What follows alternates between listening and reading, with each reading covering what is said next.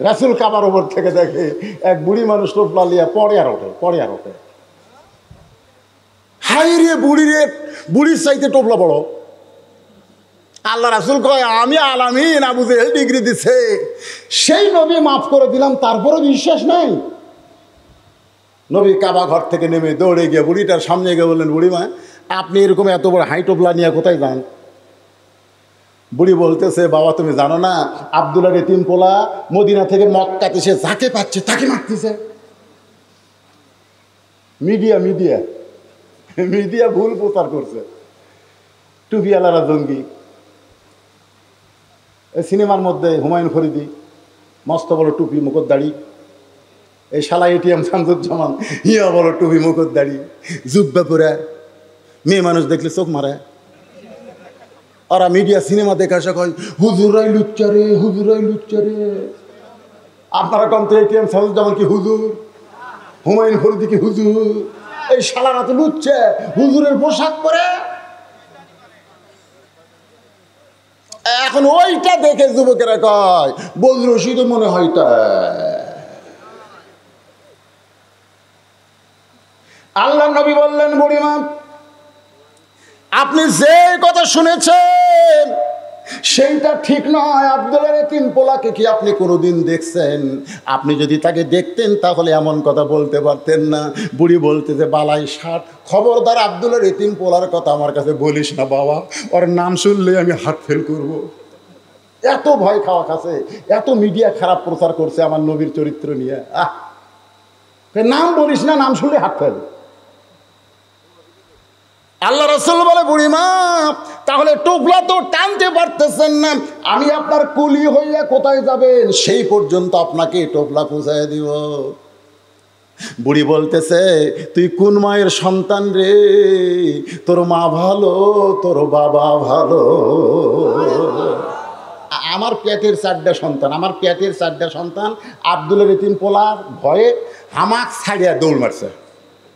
আমি বলছি, ও বাবা আমি তোরকে বুড়ি মারে আমার সাথে নে। আমার ছেলেরা বলতেছে, বুড়ি তুই মর, তোর টান বেড়েছে, আমরা মরবো নাকি? আমার সন্তানের আমার ছেড়ে গেল, আর তুই কার মায়ের সন্তান আমার টোপলা টানবি? আল্লাহ রাসূল টোপলা মাথায় নিছে। বুড়ি বলতেছে, টোপলা নিয়ে কি পালায়ে যাবি? নই বললেন, পালাবো কেন, হাত ধরেন, তালদার পালাচ্ছি না। বুড়ি কয়, যাক বারে, কুলিও পেলাম লাঠিও পেলাম, জোরে কোন সুবহানাল্লাহ। নবী আমার কুলি হয়েছে, বুড়ির লাঠি হয়েছে।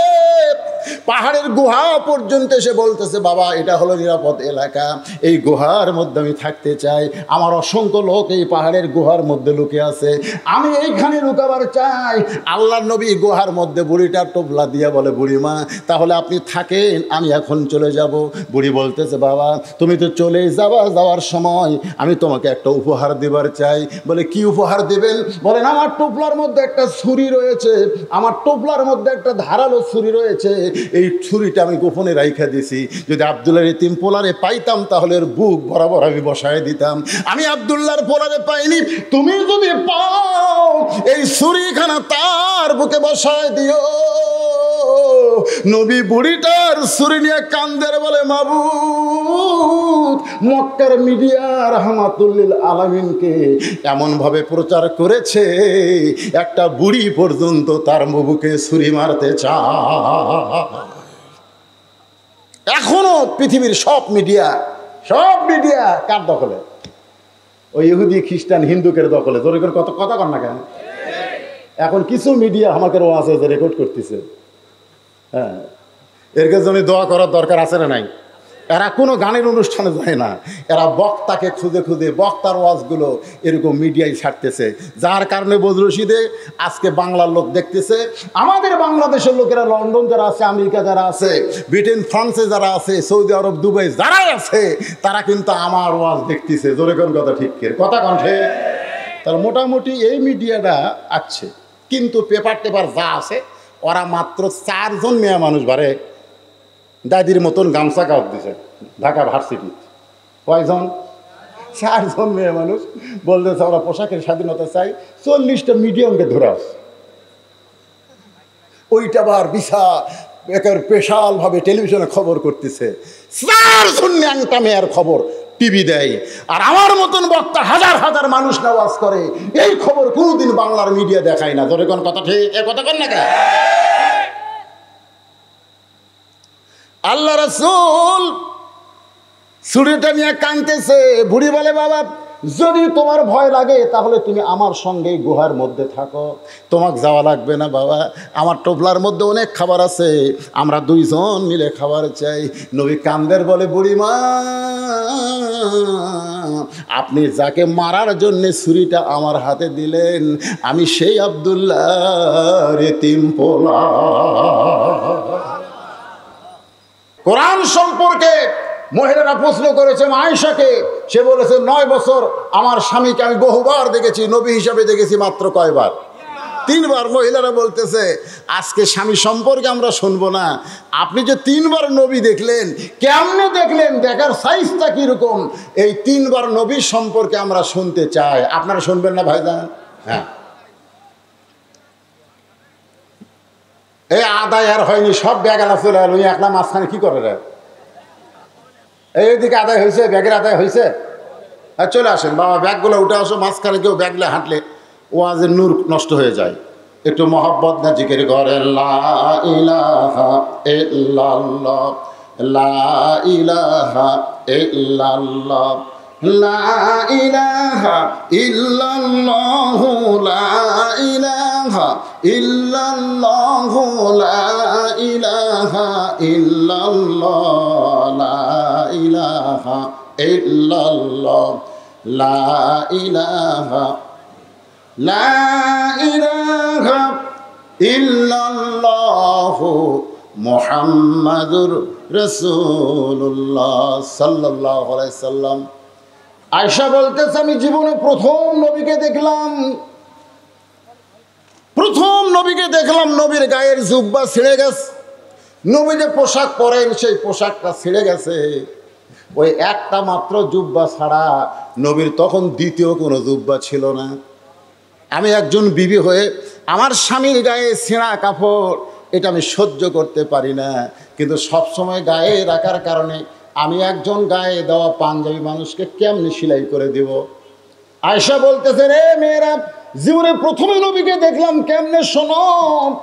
নবী যখন ঘুমায় গেছে আমার কাছে, নবী যখন আমার কাছে ঘুমায় গেছে, আমি তাকায় দেখি ওই ছেঁড়া পাঞ্জাবি জুব্বাটা নবী আল্লাহর ওপরে রাইখা দিছে। আমি এখন ওই জুব্বাটা সেলাই করব, কিন্তু তাকায় দেখি আমার ঘরে আলো জ্বালানোর মতন কোনো তেল ছিল না। আলো যদি জ্বালাবার না পারি তাহলে শুয়ের মধ্যে সুতা কেমনে ঢুকাই দিব, নবীর ছেঁড়া পাঞ্জাবি সেলাই করব কেমনে। আমি যখন এই চিন্তা করতেছিলাম, এমন সময় দেখি নবী আমার দিকে তাকায়া ঘুমায়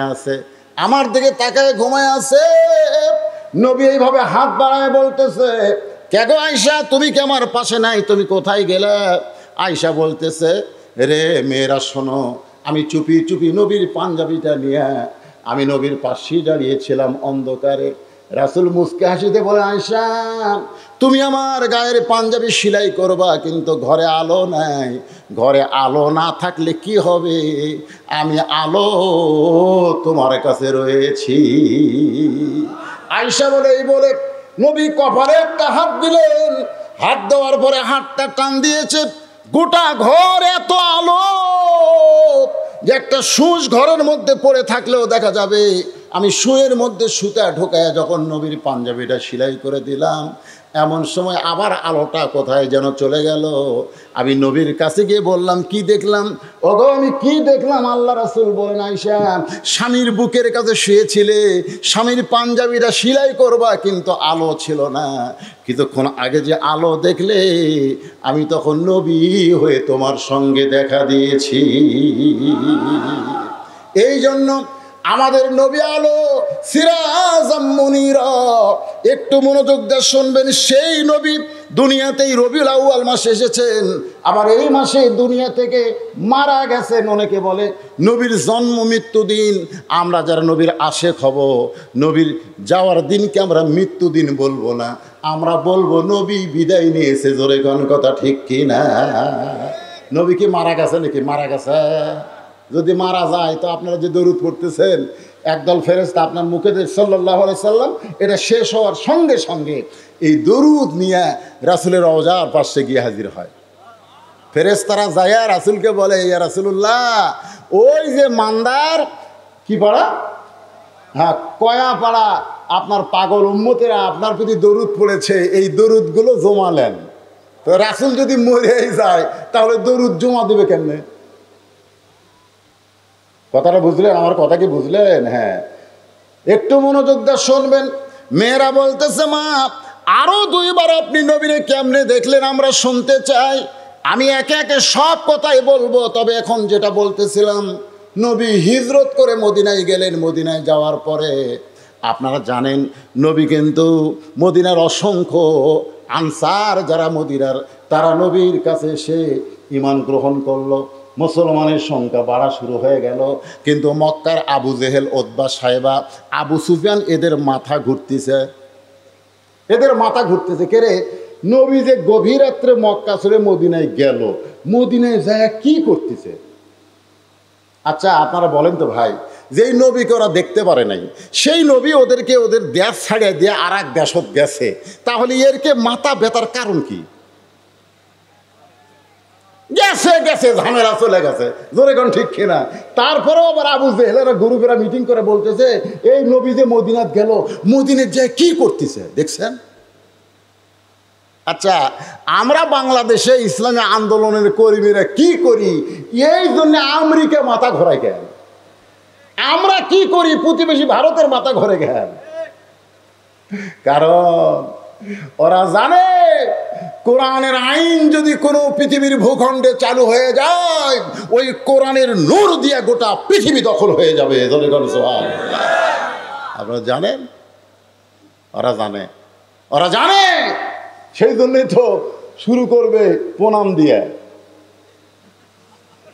আমাকে এলাকার 2 পুলিশ আমাকে বলতে, হুজুর আমরা ওই যে পূজা পড়া দিবার যাচ্ছি, আমি বললাম প্রণাম করবো না নামাজ পড়বো? কাজে কি যে বিপদ হুজুর, আপনারা হাজার হাজার মানুষ ওয়াজ করেন, আমাকে যাওয়া লাগে না। আরে 3 ঠ্যাক একজনের 10 হাত বানিয়ে থোসে, ওকে আবার পড়া দেওয়া লাগে। তা আমি এক পুলিশ চৌকিদারে বললাম, কি হয়? কিছুক্ষণ পর পর আসে। আমি বললাম ভালোই তো প্রণাম করলো রে, কিন্তু দশমীর দিনে আবার কি করে? কয় ও যে বাঁশ দিয়ে ফোকা বাঁশ দেব রি পাশাত, আবার যাক প্রণাম করলো তাকে আবার লাটতে লাটতে ডুবেল। জোরে করে কথা কর না কে? যাক প্রণাম করলো তাকে আবার লাটতে লাটতে ভেঙ্গে ফেলে দিল। হ্যাঁ, ওরকে মাথা ঘরে কেন জানেন?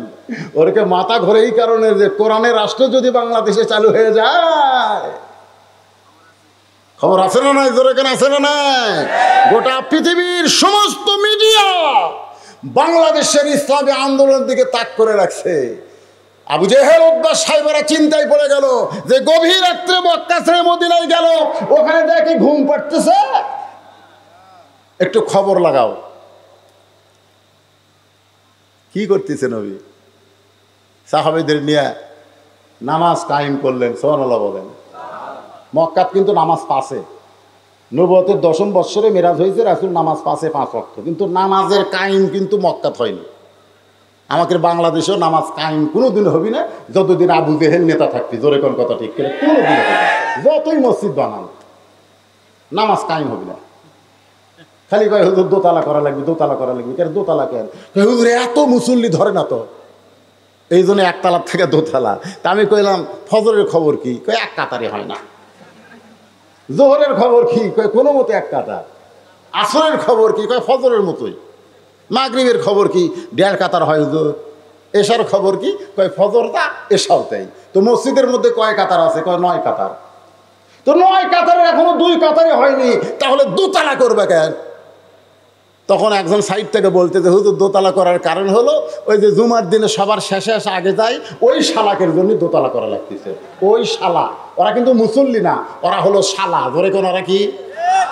আরে ওই তো শালা কইছে।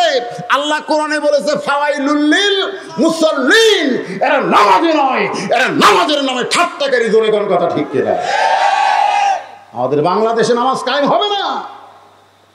2-4 জন বুড়া ভাঙ্গা চূড়া মসজিদে যায় সিয়াল দিয়ে, ওই গোটা মান্দা ঘুরে ঘুরে বাজার করে। ওই মান্দা ব্রিজ থেকে হাঁটে হাঁটে রিক্সা ভাড়ার ভয়ে বাড়িতে আসে, আর মসজিদে ঢুকে কয় আমার সিয়ার কুটি রে, ওর সিয়ার কুটি রে। যে মেশিন সবসময় চলে না, হঠাৎ 2 বছর পর যদি মেশিন চলাবার জানি চলবি, ওর বল বিয়ারিং সব জাম মারছে। ওই যৌবনকালে নামাজ পড়েনি, ওর হাঁটুর বিয়ারিং টিয়ারিং সব জাম মারছে। ওই জাম মারার কারণে সিয়ার ধরছে। সিয়ার বার করে দেন, সিয়ার একটাও থা চলবে না মসজিদে। কি মন খারাপ করতেছেন? আল্লাহ রাসূল আসরের নামাজের পর সাহাবীর দিকে মুখ ঘুরাইছেন। একটু মদিনার কথা শোনেন, আমার নবীর জীবনী শোনেন। আসরের নামাজের পরে সাহাবীর দিকে মুখ ঘুরাইছেন। সমস্ত সাহাবীদের নিয়ে নবী আলোচনা করতেছেন, সাহাবীরা শুনতেছেন। এমন সময় ফেরেশতা জিবরাইল হাজির। সুবহানাল্লাহ। ফেরেশতা জিবরাইল এসে বলতেছে, ইয়া আইয়ুহান নাবিয়্যু হারজিল মুমিনিনা আলাল কিতাল। আল্লাহু আকবার বলেন না। নবী গো, খালি নামাজের ওয়াজ, রোজার ওয়াজ, তাসবিহ তাহলিলের ওয়াজ করলে হবে না। আপনি কি জানেন যে আপনি মক্কা ছেড়ে মদিনায় হিজরত করেছেন? মক্কার কাফেররা বসে নাই, যে কোনো সময় এরা মদিনা আক্রমণ করতে পারে। আর মদিনা যদি আক্রমণ করে, আপনি দোয়া দিয়ে, দরুদ দিয়ে, নামাজ দিয়ে, রোজা দিয়ে আপনি মদিনা বাঁচাবার পারবেন না। মদিনা বাঁচাতে হলে এদেরকে স্ট্যান্ডিং আর্মির মতন গড়ে তুলতে হবে। ওই কাফের বেঈমানদের বিরুদ্ধে লড়াই করতে হবে। ইয়া আইয়ুহান নাবিয়্যু হারজিল, হার্স মানে বোঝেন? হার্স মানে সৈন্য। খালি রুকু সেজদা করলে হবে না, এটাও করা লাগবে। ক্যাডার হওয়া লাগবে। ক্যাডার বোঝেন? পুলিশ দেখলে ভয় দৌড় দেন কেন? পুলিশ দেখলে দৌড় দেন কেন? আত্তাকুল্লাহ হাক্কা তুকাতিহি, আল্লাহর ভয় যথাযথ কলিজার মধ্যে থাকলে মুসলমান আজরাইলকে ভয় করে না। জোরে কোন কথা ঠিক কিনা? আজরাইল হ্যাঁ, তুই আমার জান কবজ কর, আমি জান্নাতে যাই। জোরে কোন সুবহানাল্লাহ। কেরে মুসলমান ভয় কিসে? আল্লাহ কোরআনে বলেছে, আমার রাস্তায় মর। দুনিয়ার মানুষ তোদেরকে মৃত্যু বললেও আমি আল্লাহ ঘোষণা করে দিলাম, ওয়ালা তাকুলু লিমান ইউকতালু ফি সাবিলিল্লাহি আমওয়াত বাল আহইয়া। বাল আহইয়া, তোর মৃত্যু নাই, তুই অমর। দুনিয়ার মানুষ তোকে কবরে রাখবে, আর আমি আল্লাহ জান্নাত থেকে তোর কবরে রিজিক পৌঁছায় দেব। তোর কাছে সুবহানাল্লাহ। যদি কবরে থাকতে ভালো না লাগে, তোর জন্য ইল্লিন নামক জান্নাতের বাগান বানাই রাখছে। মুসলমান পিছন দিকে পালাবে না, মুসলমান সৈন্য হয়ে সামনের দিকে যাবে, বাতিল পালিয়ে যাবে। জোরে কোন কথা ঠিক কিনা? মাত্র 8 বছর, মাত্র 8 বছরে মদিনা থেকে নবী 10,000 সাহাবী নিয়ে মক্কার দিকে রওনা দিলেন। যুদ্ধ না, খালি হেঁটে হেঁটে আসতেছে, খালি হেঁটে হেঁটে আসতেছে। 2-1 ঘোড়া চড়িছে। ওই যে ধুলে দেখে মক্কার কাফেরা কয়, লুকাও রে। হায় হায় হায় হায়, এতদিন পর হাজার হাজার লক্ষ লক্ষ মুসলমান মক্কার দিকে আসতেছে, আর ঘর বাড়ি থাকা যাবে না, লুকা রে। সুবহানাল্লাহ কবেন না? আবু বকর খালি নবীর মুখের দিকে তাকায়। রাসূল বলে, আবু বকর কি দেখো? বলে, হুজুর গাড়ে সুরের মধ্যে লুকাইছিলাম হুজুর, ওরা আমাকে আপনার খুঁজিছে হুজুর। আমি করে বলছি, আল্লাহ আমার নবীকে যেন কাফেররা ধরবার না পারে। আজকে হাজার হাজার মুসলমান যখন মক্কার দিকে যায়, ওরা কোন জায়গাত লুকায় হুজুর, কোন জায়গাত লুকায়? আল্লাহ তাআলা সূরা নাযিল করলেন, সূরা নাসর। যারা পারেন আমার সঙ্গে তারা পড়েন, ইজা জা নাসরুল্লাহি ওয়াল ফাত ওয়া রাআইতান নাসা ইয়াদখুলুনা ফি দীনিল্লাহি আফওয়াজা ফাসাব্বিহ বিহামদি রাব্বিকা ওয়াস্তাগফির ইন্নাহু কানা তাওয়াবা। লিল্লাহি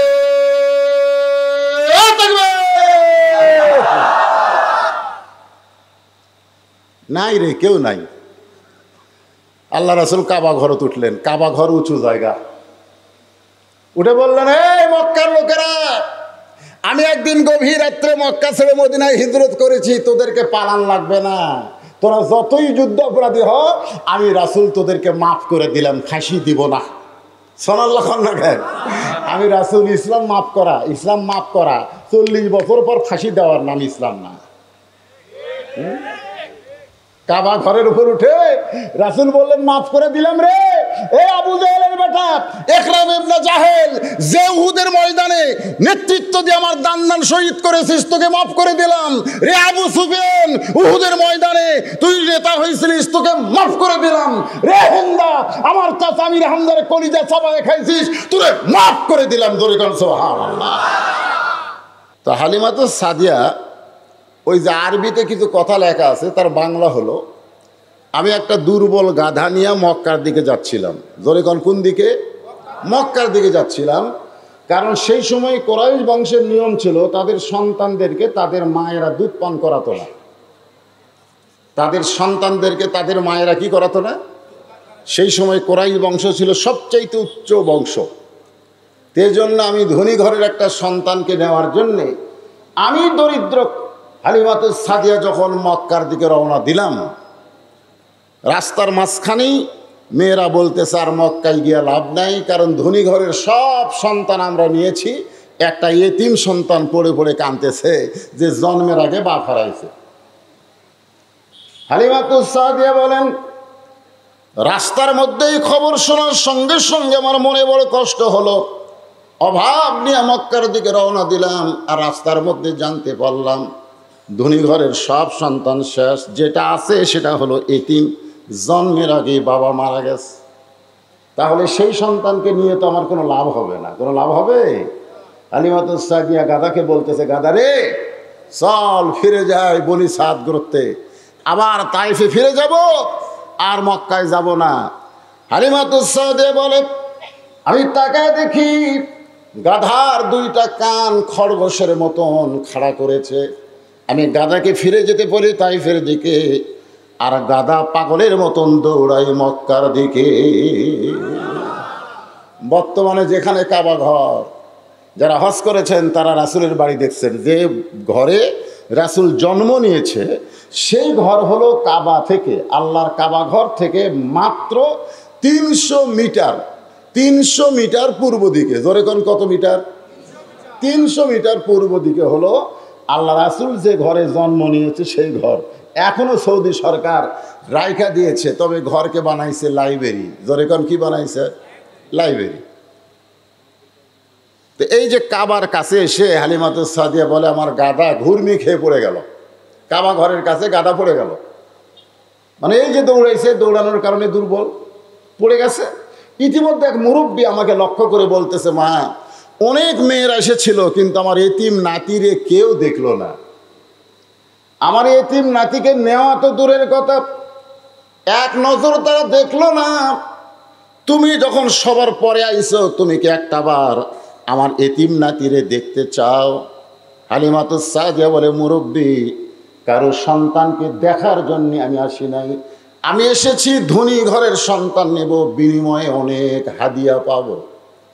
আমি কি সেই তায়েফ থেকে, মক্কা থেকে 70 কিলো দূরে তায়েফ, সেই তায়েফ থেকে কি আমি কারো সন্তান দেখার জন্য আইছি? আপনারা এখন দেখার জন্য না নেওয়ার জন্যে? ধনী ঘরের সন্তান নেওয়ার জন্য আইছি। আর আপনি মুরব্বী কোন, একটাবার দেখে যান। হালিমাতুস সাদিয়া বলে, মুরব্বীর কথা আমি রাখতে গিয়া ঘরের মধ্যে ঢুকে কেবলমাত্র সন্তানের দিকে তাকাইছি। যেই মাত্র তাকাইছি, সন্তানের চেহারা দেখার সঙ্গে সঙ্গে আমার গোটা কলিজা ভরা সন্তানের মহব্বত। 400 গ্রহ তারা, তারি নূরের ইশারা, নইলে যে অন্ধকারে ডুবিত এই ধরনী। সবাই বলেন, নবী মোর পরশমণি, নবী মোর সোনার খনি, নবী নাম ভাবে যেজন সেই তো দোজা হানের ধ্বনি। হালিমাতুস সাদিয়া বলে, এত সুন্দর সন্তানকে দেখার পরে আমি আর চুপ থাকতে পারলাম না। আমি দৌড়ে গিয়া তার মায়ের কোল থেকে সন্তানকে আমার বুকের মধ্যে নিলাম। ওই আল্লাহর শপথ করে বলতেছি, ওই ছোট্ট নবীকে বুকে নেওয়ার সঙ্গে সঙ্গে আল্লাহ আমার দেহের সমস্ত ক্লান্তি দূর করে দিয়েছে। ছোট্ট নবীকে কোলে নিয়ে যদি হালিমাতুস সাদিয়ার দেহের ক্লান্তি দূর হয়, আর সেই নবীকে যদি আদর্শ হিসাবে আমরা গ্রহণ করি, তাহলে আমাদের দুর্বলতা হবে না সবলতা হবে? আল্লাহ কোরআনে বলেছেন, লাকাদ কানা লাকুম ফি রাসূলিল্লাহি উসওয়াতুন হাসানা। যদি সফলতা অর্জন করতে চাও তাহলে রাসূলের আদর্শকে গ্রহণ করে নাও। আজকে বাংলার মুসলমান রাসূলের আদর্শ গ্রহণ করেনি বলে তারা অন্য কিছু ভয়ে আছে। জোরে কোন কথা ঠিক কিনা? রাসূলের সৈনিক হন, দুনিয়ার কোনো কিছুর ভয় আপনার কলিজার মধ্যে আল্লাহ দেবে না। এমন ভাবে চাপা ধরছে, এটা দেখে আমিনা বলতেছে, তুমি কে গো? অনেক মেয়েরাই ছিল আমার সন্তান ইতিম বলে ঘরের দিকে আসে নাই, আর তুমি ঘরের মধ্যে ঢুকে আমার সন্তানকে দেখে বুকে ধারণ করলা, তুমি কি আমার সন্তানকে নিবার চাও? হালিমাতুস সাদিয়া বলে, যেই সন্তানকে বুকের মধ্যে ধারণ করেছি এই সন্তানকে আর মাটিতে নামাতে চাই না। হালিমাতুস সাদিয়া ওই কথাগুলো আরবিতে লিখে রেখেছেন। আমি মক্কা থেকে নবীকে আমার ঘরে নিয়ে আসলাম। আসার পরে আমার যত অসহায়ত্ব ছিল, আমার যত কষ্ট ছিল, আল্লাহ সব কিছু দূর করে দিয়েছে। তখন কি নবী হয়েছে? না, নবী হয় নাই। তারপরেও ছোট্ট মানুষটাকে নেওয়ার কারণে হালিমাতুস সাদিয়া এত দয়া করেছে। আল্লাহ তাআলা হালিমাতুস সাদিয়ার কবর জিয়ারত করার তৌফিক আমাকে দিয়েছে। জান্নাতুল বাকির মধ্যে মা হালিমার কবর রয়েছে, বলেন সুবহানাল্লাহ। তা হালিমার কবরের পাশে দাঁড়িয়ে আমি বলেছিলাম, আল্লাহ, এ কত বড় সৌভাগ্যবান নারী যে আমার রাসূলকে স্তনের দুগ্ধ পান করাইছে। জোরে খান সুবহানাল্লাহ। নবীজির পিতা আবদুল্লাহ, নবীজির মাতা আমেনা, নবীজির দুধমা। আপনার সবাই খালি নামটা মুখস্থ করার জন্য আমি এই গজলটা শুরু করলাম। আমি যেই বলবো নবীজির দুধমা, জবান খুলে বলবেন হালিমা, বলতে পারবেন না? নবীজির দুধমা, নবীজির রওজা। মাশাআল্লাহ। এখন আসেন, রবিউল আউয়াল চাঁদে আমরা নবীকে কিভাবে গ্রহণ করব, কিভাবে গ্রহণ করা দরকার, আল্লাহ তাআলা পবিত্র কালামুল্লাহ শরীফে বহু জায়গায় এই ঘোষণাগুলো করেছেন। সব জায়গা থেকে আলোচনা করা যাবে না। এই ফাঁকে আমাকে এক ভাই বলেছে, হুজুর, খুব কষ্ট করে অনেক মেয়েরা এসেছে, আপনি যে ওয়াজই করেন মেয়েদেরকে মাইনাস করে ওয়াজ করা যাবে না। আমার আগে আমার বাপজান মা বোনদের কিছু ওয়াজ করছেন? কিছুই করে নাই। ওরা যে বসে আছে ওদের জন্য তো কিছু ওয়াজ করা দরকার, ঠিক কিনা? কারণ বর্তমানে আমাদের বাংলাদেশে অনেক নারীরা মরিয়মের মতন হয়ে গেছে। মরিয়ম বোঝেন? ঈসা আলাইহিস সালাম জন্ম নিছে। আপনারা বলেন তো ঈসা আলাইহিস সালামের বাপকে? কথা কয় না। বাপ আছে? আজকে আমাদের বাংলাদেশে অনেক মেয়েরা বাপ ছাড়াই সন্তান জন্ম দিচ্ছে। যখন কথা ঠিক কিনা? আসলে ওদের বাপকে খোঁজা বার করা দরকার। গত কয়েকদিন আগে একটা জন্ম হয়েছে, সিনেমার নায়িকা বুবলি, ও সন্তান জন্ম দিছে। এখন সবাই চিন্তা করতেছে আর বাপ কে রে? দিন দিন আমাদের মায়েরা স্বাধীনতা চাচ্ছে, পোশাকের স্বাধীনতা, ইচ্ছা মতো তারা পোশাক পরবে। আমার মা বোনদের কথা কোরআনে আছে না নাই? জোরে কোন আছে না নাই? আল্লাহ তাআলা পবিত্র কালামুল্লাহ শরীফ ইরশাদ করেন, অকরনা ফি বুয়ুতিকুন্না ওয়ালা তাবাররাজনা তাবাররুজাল জাহিলিয়াতিল উলা। আমি আজকে নবীর জীবন থেকে আপনাদেরকে আলোচনা শোনাবো, নবীর আদর্শ থেকে। শুনতে রাজি আছেন? কিন্তু সামান্য কিছু সময় আমি মা বোনদের জন্য একটু ওয়াজ করি, সামান্য। ওরা আবার ধৈর্য কম, ও সন্ধ্যার থেকে বসে আছে, একটা বক্তা মা বোনদের ওয়াজ করেনি। আমিও যদি আবার না করি, ওরা হয়তো এই চাই আমাকে পক্ষে এক বক্তাও নাই রে।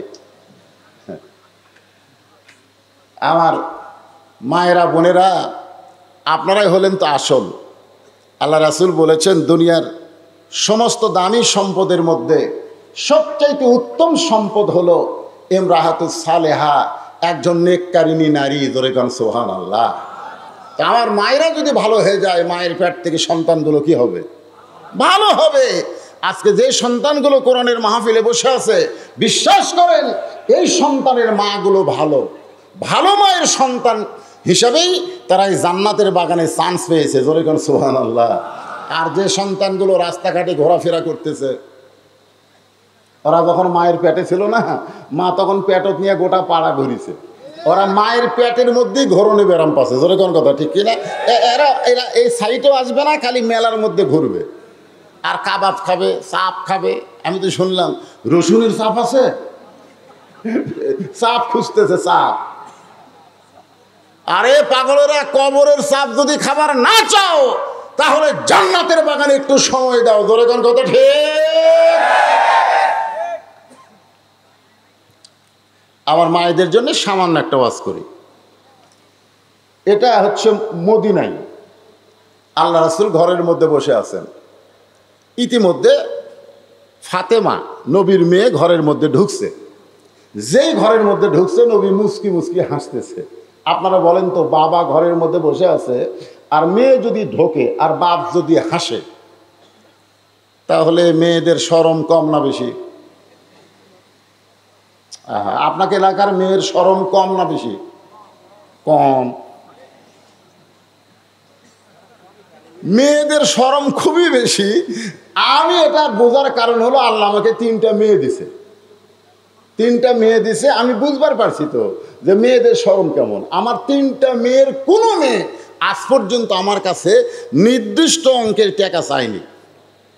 যখন কোনো কিছু দরকার তখন ঘরের মধ্যে এসে ঘুরঘুর করে ঘরে। আমি জিজ্ঞেস করি, মা কিছু লাগবে?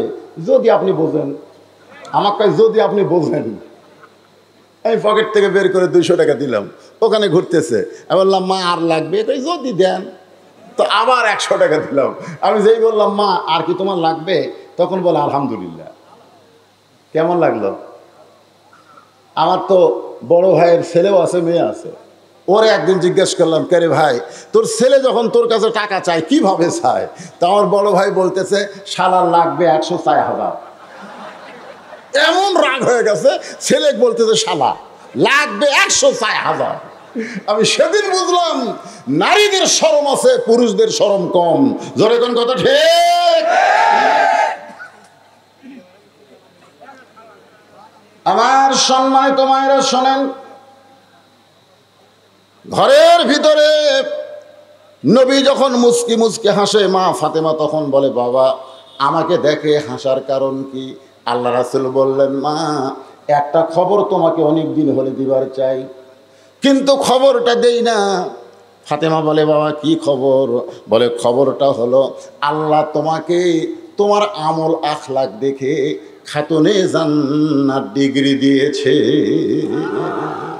আল্লাহ তোমাকে দেখে, তোমার আমল আখলাক দেখে। কি ডিগ্রি? কি ডিগ্রি? খাতুনে জান্নাত, মানে জান্নাতি নারীদের নেত্রী। জান্নাতি নারীদের নেত্রী ডিগ্রি দিয়েছে। এই খবর শোনার সঙ্গে সঙ্গে ফাতেমা আলহামদুলিল্লাহ আল্লাহর শুকর আদায় করে মুচকি মুচকি হাসতেছে। আল্লাহ রাসূল বলে, ফাতেমা তুমি আবার হাসতেছো কেন? ফাতেমা বল, বাবা আল্লাহ আমাকে এত বড় ডিগ্রি দিয়েছে, তার শুকরিয়াতান আমার জবান থেকে একটু আনন্দ প্রকাশ পায়। জোরে কোন সুবহানাল্লাহ। রাসূল বললেন, ফাতেমা আল্লাহ তোমাকে খাতুনে জান্নাত ডিগ্রি দিলে কি হবে মা? তুমি জান্নাতি নারীদের নেত্রী হলে কি হবে? আল্লাহ তাআলা তো একজন নারীকে কিন্তু জান্নাত দিবে।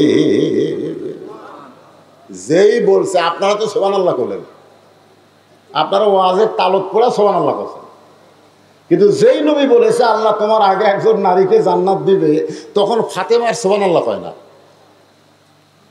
রাসূল বলে, ফাতেমা তোমার কি মন খারাপ? বলে, মন খারাপ হওয়ার কারণ হলো আল্লাহ আমাকে খাতুনে জান্নাত ডিগ্রি দিল, আর আমার আগে একটা মেয়েকে জান্নাত দিবে। কোন আমলের কারণে ওই মেয়েটা আমার আগে জান্নাতে যাবে, এটা না বলা পর্যন্ত আমার মনে আর কোনো আনন্দ নাই।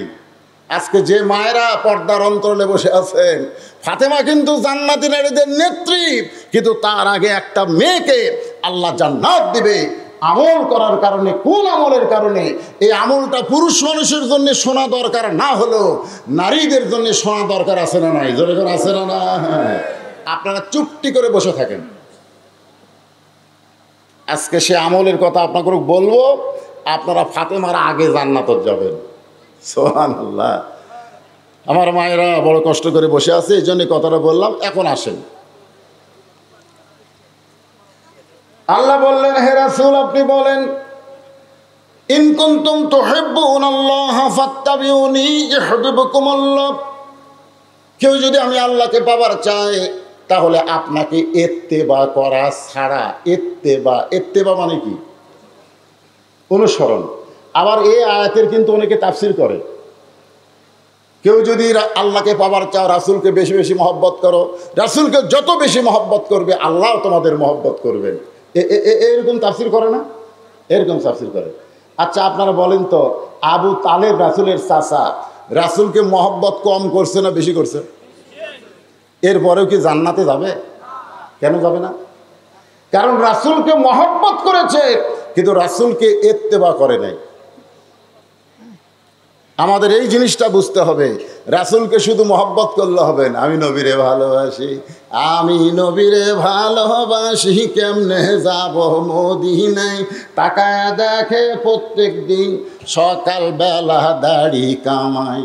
জোরে কোন কথা ঠিক না? প্রত্যেক দিন সকালে গেলে তেল তেলা হয়, কেমনে যাবে মদিনায়? কে রে তুই মদিনায় যে কি করবি? রাসূল তো তাকে গ্রহণ করা লাগবে। এখানে ইত্তেবা মানে রাসূলকে অনুসরণ করতে হবে, শুধু চেহারায় সুরতে অনুসরণ নয়, আমল আখলাকে রাসূলকে অনুসরণ করা লাগবে। জোরে কোন কথা ঠিক? আল্লাহ রাসূলের 40 বছর পর্যন্ত একটা শত্রু গোটা মক্কায় অনুবীক্ষণ যন্ত্র দিয়ে খুঁজে পাওয়া যায়নি। 39 বছর পর্যন্ত একটা শত্রু রাসূলের মক্কাত নাই। কিন্তু যেই 40 বছরে আল্লাহ তাআলা এই কোরআন শরীফ নাজিল করছে, এই যুবকেরা মনোযোগ দিয়ে শোনেন। আজকে আমাদেরকে বলে হুজুর সব ওয়াজ করবেন না, সব ওয়াজ চলবে না। রাসূলের হওয়া থেকে 39 বছর পর্যন্ত ওয়াজ করেন, কোনো সমস্যা নাই। মানে আবু জেহেল মার্কা। জোরে কোন কথা ঠিক কিনা ভাই? কিন্তু যুবকেরা খালি ফেসবুক চালাও না। হ্যাঁ হাই রে, 4টা যুবক কোনো জায়গায় বসলে আগে গল্প করতো, তোর বাপ কেমন আছে, তোর মা কেমন আছে। এখন আর কোনো গল্প নাই, খালি ঠেলাঠেলি, খালি ঠেলাঠেলি। এই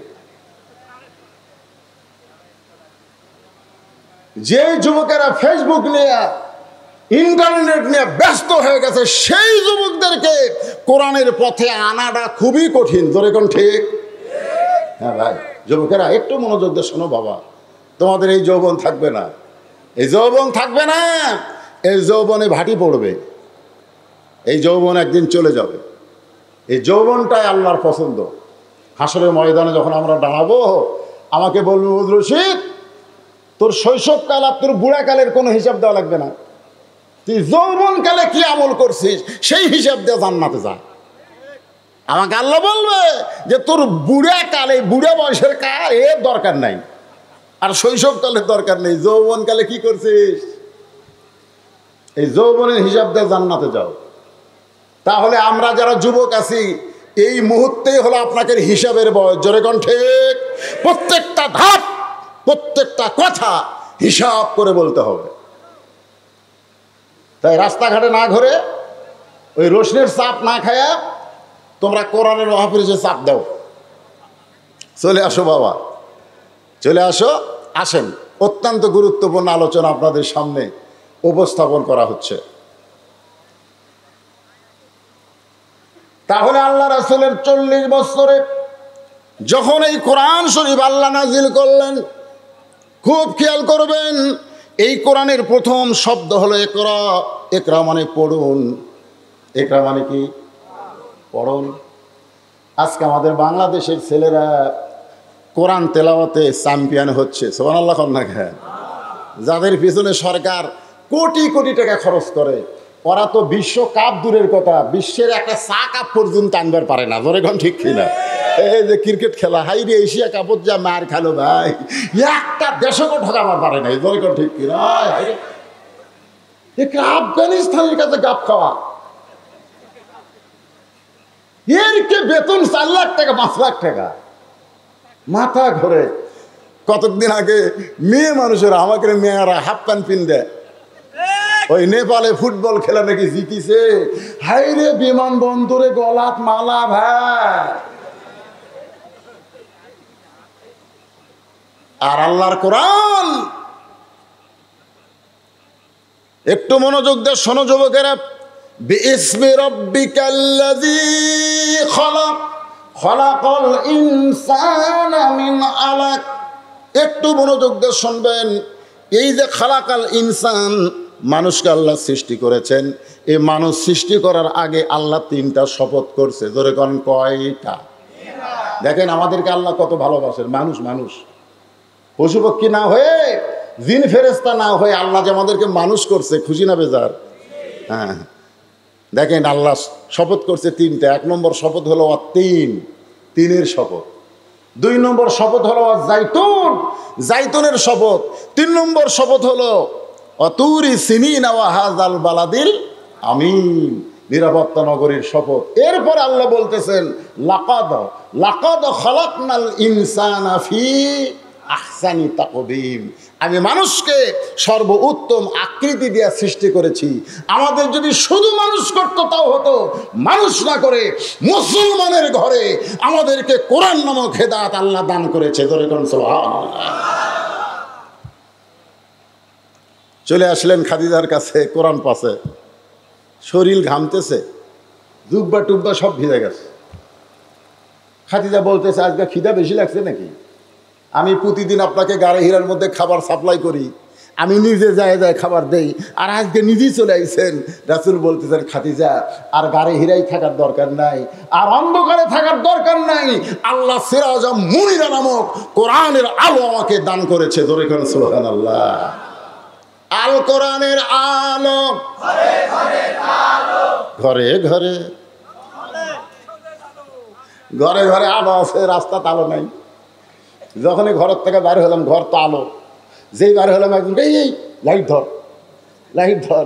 তখন আমার আসাদুল ইসলাম ও আবার এই মোবাইলে লাইট ধরলো। তার মানে কি খালি ঘরও তো আলো থাকলে হবে না, রাস্তা তো আলো থাকা লাগবে। জোরে কর ঠিক কি না? হ্যাঁ, তাহলে এই স্লোগান চলে কেন? এই স্লোগান তো আবু জাহেলের স্লোগান। এই স্লোগান আমাদের চলবে না। আমাদের বলতে হবে আল কোরআনের আলো সব জায়গায় জালো। জোরে কোন ঠিক? স্লোগানটা যুবকেরা, মুরব্বীরা না দেন, আপনাকে দরকার নেই, আপনারা ওল্ড মডেল হয়ে গেছেন। আপনারা তো যুবক থেকে যদি, যৌবন থেকে যদি কোরআনের আন্দোলন করতেন, আজকে বাংলাদেশে বাতিলের কোনো আস্তানা থাকতো না। জোরে কোন ঠিক? কিন্তু আপনার যৌবন থেকে আন্দোলন করেননি বলে আমাদেরও এখন বুড়া হয়ে এই যুবকগুলা সাইজ করা লাগতেছে। এই যুবকেরা গলা খাকারে দাও। আমি যেই বল আল কোরআনের আলো, আপনার বলবেন সব জায়গায় জালো, বলতে পারবেন না?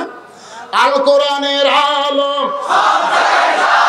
কোরআন হাদিস যেখানে, দুনিয়ার মুসলমান লিল্লাহে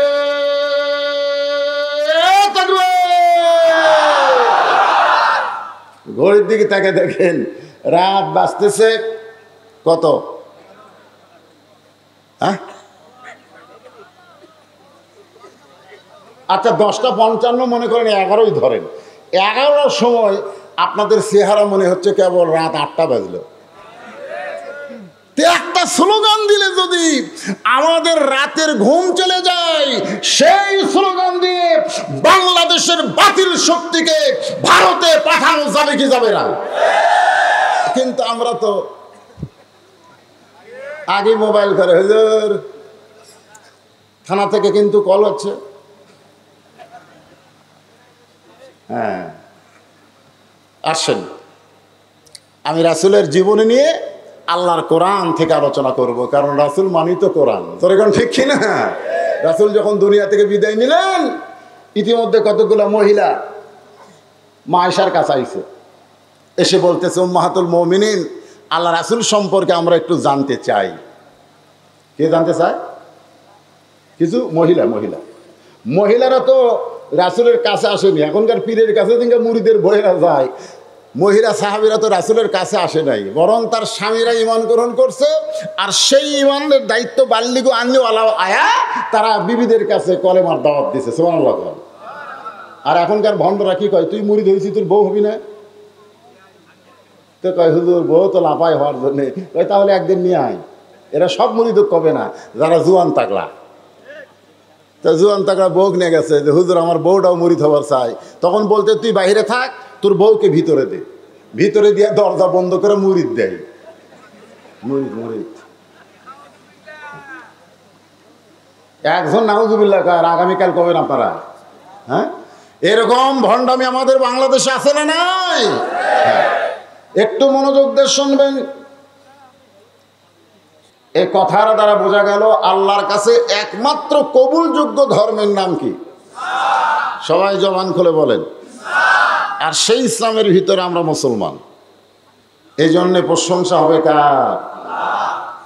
বর্তমানে যে চাঁদ উঠছে আসমানে, এই চাঁদের নাম জানেন? জানেন না? বাংলা মাসের নাম জানেন? আশ্বিন মাস। ইংরেজি মাসের নাম জানেন? আজকে শেষ দিন, সেপ্টেম্বর। আমরা বাংলা ইংরেজি মোটামুটি ভালো জানি, কিন্তু আরবির সাথে আমাদের সম্পর্ক নাই। কিন্তু এই মাসের সাথে আমাদের একটা মোটামুটি সম্পর্ক খেয়াল করা দরকার ছিল। কারণ যেই মাসে আজকের এই মাহফিল হচ্ছে, এই মাসেই আল্লাহ তাআলা আমাদের নবীকে, আমাদের নবী কি নবী? হ্যাঁ, আমাদের নবী হলেন দুই জাহানের শ্রেষ্ঠ নবী।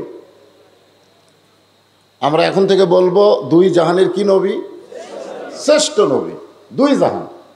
বিশ্ব বললে খালি বাংলাদেশ বোঝাবে, পৃথিবী বোঝাবে। বিশ্বকবি রবীন্দ্রনাথ, বিশ্বকাপ খেলা, এরকম না? তো বিশ্ব বলতে দুনিয়ার সাথে শুধু সম্পর্ক। আমাদের নবী শুধু দুনিয়ার সাথে সম্পর্ক নয়, উভয় জগতের সাথে আমাদের নবীর সম্পর্ক। জোরে কোন ঠিক? এই জন্য আয়াতুল কুরসিতে আল্লাহ বলেছেন মানজাল্লাযী ইয়াশফা ইনদাহু ইল্লা বিইজনিহি। মানে ওই জগতে আল্লাহ তাআলা আমাদের নবীকে কেবলমাত্র আমাদের নবীকে আমাদেরকে সুপারিশ করে জান্নাতে নিয়ে যাওয়ার অধিকার দিয়ে দিবেন। সুবহানাল্লাহ কইলেন না? আল্লাহ রাসূল কি বলেছেন জানেন? যে আমার সমস্ত উম্মতেরা যতক্ষণ জান্নাতে না যাবে, আমি রাসূল ততক্ষণ জান্নাতে প্রবেশ করব না। সেই রবিউল আউয়াল মাসে আল্লাহ তাআলা আমাদের নবীকে প্রেরণ করেছেন। কোন তারিখে নবী এসেছেন সে তারিখ সম্পর্কে মতভেদ আছে। অনেকে বলেছে রবিউল আউয়াল মাসের প্রথম তারিখে আল্লাহ নবীকে দুনিয়াতে প্রেরণ করছে।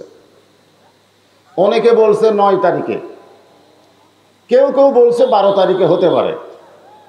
নবী আসার তারিখ নিয়ে কিন্তু মতভেদ আছে। যেরকম কি আছে, এই খেয়াল করে শোনেন, মতভেদ আছে। কিন্তু নবী বিদায় নেওয়ার তারিখ নিয়ে কোনো মতভেদ নাই। নবী 12 তারিখে দুনিয়া থেকে বিদায় নিয়েছে, এ ব্যাপারে কোনো মতভেদ নাই। কিন্তু আসার ব্যাপারে আছে কেন? না, আসার ব্যাপারে মতভেদ থাকার কারণ হলো নবী যে এত বড় মানুষ হবেন এটা কেউ কল্পনা করেনি। আর আল্লাহ নবী যখন দুনিয়াতে এসেছেন তখন নবীর জন্ম তারিখ মনে রাখার মতন তার বাবাটাও দুনিয়াতে ছিল না। মা কি করবে? সন্তান যখন হয় মার কি অত খেয়াল করে? খেয়াল তো করে বাবা। কিন্তু আমাদের নবী দুনিয়াতে এসেছেন কি হয়ে? শিশুকালে মইরা গেছে মা, গর্ভে থাকতে মরছে পিতা, নবী চোখে দেখলেন না। গান গাইলে কি গুনাহ হবে? এটা কি সাদা কালা গান? সাদা কালা? আমাদের বাংলাদেশে আমরা যে কি রে ভাই, হ্যাঁ, কোরআনের মাহফিল হয় আর যুবকগুলো রাস্তায় ঘোরে। এই যুবকগুলো কি হয়ে গেল? কিছুদিন আগে একটা গান বাড়ছিল, সাদা সাদা কালা কালা, সেই গান নিয়ে হাইরে জ্বালা। হ্যাঁ, যে গান সারা জীবন কেউ কইলে পাপ ছাড়া কোনো সওয়াব হবে না, আর যেইটা আমি বলতেছি এটা বললে আল্লাহ খুশি হবে, রাসূল খুশি হবে, কোরআনের সাথে গানটা মিলে যাবে। আলাম ইয়াজিদিকা ইয়াতীমান ফাআওয়া। তাহলে বলেন, শিশুকালে মইরা গেছে মা, গর্ভে থাকতে মরছে পিতা, নবী চোখে দেখিলেন না, কে করিবে লালন পালন, কে দিও না। এই দুনিয়ার বড় এতিম নবী ছিলেন একজনা। আমরা সেই নবীর উম্মত, খুশি না বেজার? আল্লাহ কোরআন কারীম ইরশাদ করেছেন, কুল, খুব খেয়াল করে শুনবেন, কুল, হে রাসূল আপনি বলেন, ইন কুনতুম তুহিব্বুনাল্লাহা ফাত্তাবিউনি ইউহিব্বুকুমুল্লাহ। এর বাংলা অর্থ হলো, যদি কেউ আল্লাহকে পাওয়ার চায়, কাকে পাওয়ার চায়? তাহলে আপনি ছাড়া, নবী ছাড়া আল্লাহ পাওয়ার কোনো, এই জন্য আমার সঙ্গে একটু বলা লাগবে, কারণ ওয়াজ সাইজ করতে গেলে একটু আপনাদেরও কিছু কিছু বলা দরকার। আমার সঙ্গে একটু বলবেন, উপায় নাই রে, উপায় নাই রে, উপায় নাই, নবী বিনে আল্লাহ পাওয়ার উপায় নাই। সবাই বলে নাই, যুবকেরা গলা ছাড়া বলো, গুনাহ হবে না, সওয়াব হবে। উপায় নাই রে, উপায় নাই রে, উপায় নাই, নবী বিনে আল্লাহ পাওয়ার উপায় নাই। আমরা এই রবিউল আউয়াল মাসে নবী নিয়ে যে ফিতনা ফাসাদ আমাদের দেশে চলতেছে, এ ব্যাপারে কিছু আলোচনা করার পরেই আমি আপনাদের সামনে আল্লাহর কোরআন থেকে বিষয়ভিত্তিক আলোচনায় চলে আসবো ইনশাআল্লাহ। কারণ প্রথম মাহফিল, ঠিক কিনা বলেন? হ্যাঁ, একটু মনোযোগ দেবেন। তাও মাহফিলটা পাইছেন আপনারা নবী আসার মাসে, খুশি না বেজার? এই নবী দুনিয়াতে আসা যখন এসেছিলেন তখন অবস্থাটা কি ছিল? 2012 সালে আমি তায়েফে গেছিলাম। তায়েফে, ওই তায়েফে আল্লাহ রাসূলের দুধ মা হালিমার বাড়ি, যিনি আল্লাহ রাসূলকে দুধ পান করে লালন পালন করছে, সেই হালিমার বাড়ি কোথায়? তায়েফে। সে বাড়িটা এখনো আছে, সেই বাড়িটা এখনো আছে, তবে বাড়িটাকে মসজিদ বানাইছে। ওই বাড়ির কোনো পরিবর্তন করে নাই, ওই হালিমার সময় যে বাড়ি ছিল ঠিক একই অবস্থায় ওই বাড়িটা রয়েছে। ওই বাড়িটার দরজায় আরবিতে কিছু কথা লেখা আছে, আরবি দিয়ে কিছু কথা লেখা আছে। সেই কথার মধ্যে একটা কথা হলো, আমি হালিমাতুস সাদিয়া একজন হতভাগ্য দরিদ্র মেয়ে ছিলাম, কিন্তু রাসূলের ওসিলায়, ওই ছোট্ট নবীর ওসিলায় আল্লাহ পাক আমাকে সব কিছু দিয়েছে। জোরে কোন সুবহানাল্লাহ। যখন হালিমাতুস সাদিয়া নবীকে গ্রহণ করেছিলেন তখন কি আমাদের নবী নবী ছিল? নবী ছিল না। যে নবীকে পাথর মারছে আবুল আহাব, দাসী যখন গিয়ে বলল আবুল আহাবকে যে আপনার একটা সুন্দর ভাতিজা হয়েছে, বলার সাথে সাথে আবুল আহাব বলল আমি তোকে আজাদ করে দিলাম। মানে খুশির চোটে তার ভাতিজা হয়েছে এই খবর শুনে একটা দাসীকে মুক্ত করে দিল। তাহলে বোঝা গেল নবী যখন দুনিয়াতে এসেছে তখন সবাই খুশি না বেজার? ধরে এখন খুশি না বেজার? এমনকি আবুল আহাব পর্যন্ত খুশি। অথচ সে আবুল আহাব সম্পর্কে একটা সূরায় আছে, কোরআনে আছে না? নাই? তাব্বাত ইয়াদা আবি লাহাবিও ওয়া তাব ওয়া তাব্বা। তো আমরা বাংলাদেশে এই যে 12ই রবিউল আউয়ালকে কেন্দ্র করে আমাদের বর্তমান সরকার যিনি ক্ষমতায় আছে তিনি একটা দিবস ঘোষণা করেছে, ঈদে মিলাদুন নবী। ঈদ মানে কি? আনন্দ। 12 তারিখে নবী কি দুনিয়াতে এসেছে না বিদায় নিছে? এ কথা কান, এসেছে না বিদায় নিছে? কারণ আসার ব্যাপারে তারিখের সন্দেহ আছে, কিন্তু বিদায়ের ব্যাপারে কোনো তারিখের সন্দেহ নাই। কারণ যখন নবী বিদায় নিয়েছে তখন নবীর 1.5 লক্ষ সাহাবী ছিল। জোরে বলেন কত লক্ষ?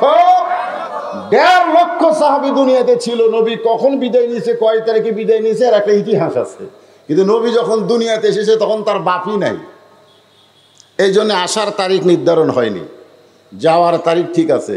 তো বিদায় নেওয়ার দিনে মুসলমানেরা কোনো দিন ঈদে মিলাদুন্নবী পালন করতে পারে না, আনন্দের দিন ঘোষণা করতে পারে না। জোরে কোন কথা ঠিক কিনা? কিন্তু আমাদের বাংলাদেশে সিধা হয় না উল্টা হয়? উল্টা হয়। আল্লাহ রাসূল সম্পর্কে মহিলারা বলতেছে, মা রাসূল সম্পর্কে আমরা একটু জানতে চাই। আয়েশা বললেন, তোমরা নবী সম্পর্কে জানবে না আমার স্বামী সম্পর্কে জানবে?